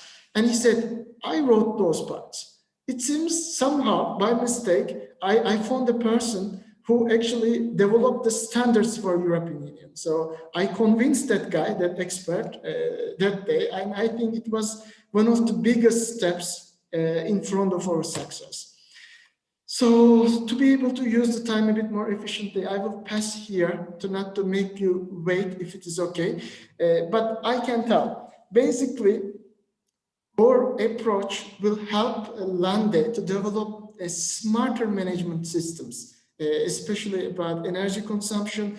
And what we are trying to do, cooling is the most important thing for data centers. And in the current approach, we actually cool down all data centers, even though most of the servers in data centers are idle and only some of them are loaded with higher loads. And just to be able to cool them down, we were cooling all the data center down. And our approach is trying to actually understand data centers better, even load them better. So just consider that this can be the future of data centers. And more importantly, European Union actually has really bold aims when it comes to energy efficiency. They want to be climate neutral by 2030 when it comes to data centers. It can be only achieved by integration of renewable energy sources, and EcoCube is also trying that in its pilots. Long story short, last slides, what we did, I think this is also important. We actually brought together some existing technologies and we added, I think, maybe a 10% of innovation there. We developed a smarter system which can actually think three-dimensionally. And at the end of the day, we just wanted to, promised a new EU Code of Conduct data centers for edge computing systems to European Union. Why I'm telling that, in most of the cases, people are asking me like, yes, but most of the technologies in EcoCube project, they were actually existing technologies. I know. I mean, you don't have to actually start from scratch and start from TRL1 in most of the cases. We actually put together some technologies and just promised a jump from TRL5 to TRL7. So don't hesitate to use some existing technologies as long as there are no IPR rights in front of you. And what I can tell, actually, it is the proof of this. The proposal that we have given got 14 points out of 15. And the first sentence was, the proposal describes the current state of the art very well. Anyways, I talked too much. I end here. If you have any questions, please don't hesitate to ask me. Thank you, Çağatay, for your excellent presentation and excellent story about how to come from the idea to a successful proposal and for become a coordinator of the first project you have submitted. So it's really excellent presentation and excellent success story. Thank you. Well, I think we should invite him for all our events. Yeah. It's a good example really to follow. Maybe not the whole route, but some elements everybody can copy. I think he explained how the TÜBİTAK support mechanism works well, better than us. So that's very good one. So thank you very much, Altay. Yeah, thank you. And by the way, It was my Shari, pleasure. we are all happy because he participated in focus group training. He gets support from TÜBİTAK. Yeah. So Yeah, we are all definitely. feeling like fathers of this success story. Yes, it shows our success in the project. So I am very happy to see that actually. I would like to see more and more coordinators from Turkey in the upcoming framework program. Why not? We have the support mechanism, we have the good experts, we have every capacity, I believe. So that's why I strongly suggest all participants to contact with us for any questions. So thank you very much again. It was my pleasure. Okay, so now I don't see questions. Maybe they will be directly to you, addressed to you in Turkish. It will be probably easier to communicate. Yeah. So we will be concluding now this training. I think it was, yeah. I strongly suggest everyone to fill out evaluation report. This is important for us because we organize the events according to your feedbacks. So without your feedbacks, we organize what is it? So according to our knowledge. So that's why it's very important to us. Especially this one, because this one is organized for the first time in this formula. Tomorrow we have another one in this formula, so we would like to get your feedback because, as I said, this kind of trainings are very intensive, so we would like to know how you are able to digest our information and how they are useful for you. And now I think you should start from the call and move the path we were presenting from top to down, from EU objectives to work program and calls. And now I think you should start, as Çağatay mentioned, from reading the call text, finding the right code for you, where you feel comfortable and you have some ideas, and then move up to strategic plan and expected impact by the Commission, and to adjust your original idea to expectations of the Commission and calls. Any final remarks from our guests, from our speakers? We can hear you, Juan. Maybe your microphone. No, we can't hear you, Juan. I guess, yeah. Your microphone is okay. Chari, would you like to conclude? Close. Yes, I would like to thank Juan and Helen for their contribution, for their keen support for all the time. So that's very appreciated, and I'd like to thank all participants for staying with us. I know online trainings are difficult for everyone, so that's why, but it's very important. But I see that some comments regarding the call topics covering up, it's impossible to cover up all the call topics in one day, even in 2 days, because there are too many topics, as you can see in the work programs. Juan already shared the work programs link on the presentation. Also, we shared it in the invitation letter, invitation text in the email. There was a work program link there. So then you can reach the work program there. If you have any specific questions regarding to clarification on the call topics, please do not hesitate to contact us. So I'd like to thank you again for all contributions. Yeah. Thank you. Can you hear me now? Yes, yeah, can hear you now. Okay, sorry, I was without the AirPods. So no, I just wanted to repeat and support what I said to Çağatay at that time. And we have worked with other Turkish partners as coordinators, and don't be scared, because sometimes I receive, yeah, I want to do this, I have this great idea, but I only want to be a partner. Sometimes it's better to go forward, a step forward, take the coordination, and take your concept, your idea into building a proposal, and the success will arrive. That's for sure. So, and with that, just thank you all of you for the opportunity to participate in this seminar. Yeah. Thank you from me too. It's been a very interesting opportunity as always. So yeah, very happy to be contacted if anyone is looking for partners in the UK, and if you have any questions on my presentation. So yeah, thanks very much for inviting me. Thank you, Helen. Okay. So thank you. We will thank all participants staying with us, and thanks all experts. And we will work together, I hope, in the next our events. And Chari already announced our next event, so stay in touch with us. And I think we can close now. Okay, thank you, Alexander. Thank you, Okay. everyone. Thank you, everyone. Thank you, everybody. Have a nice Thank you. evening. Bye-bye. Bye. Have a nice evening.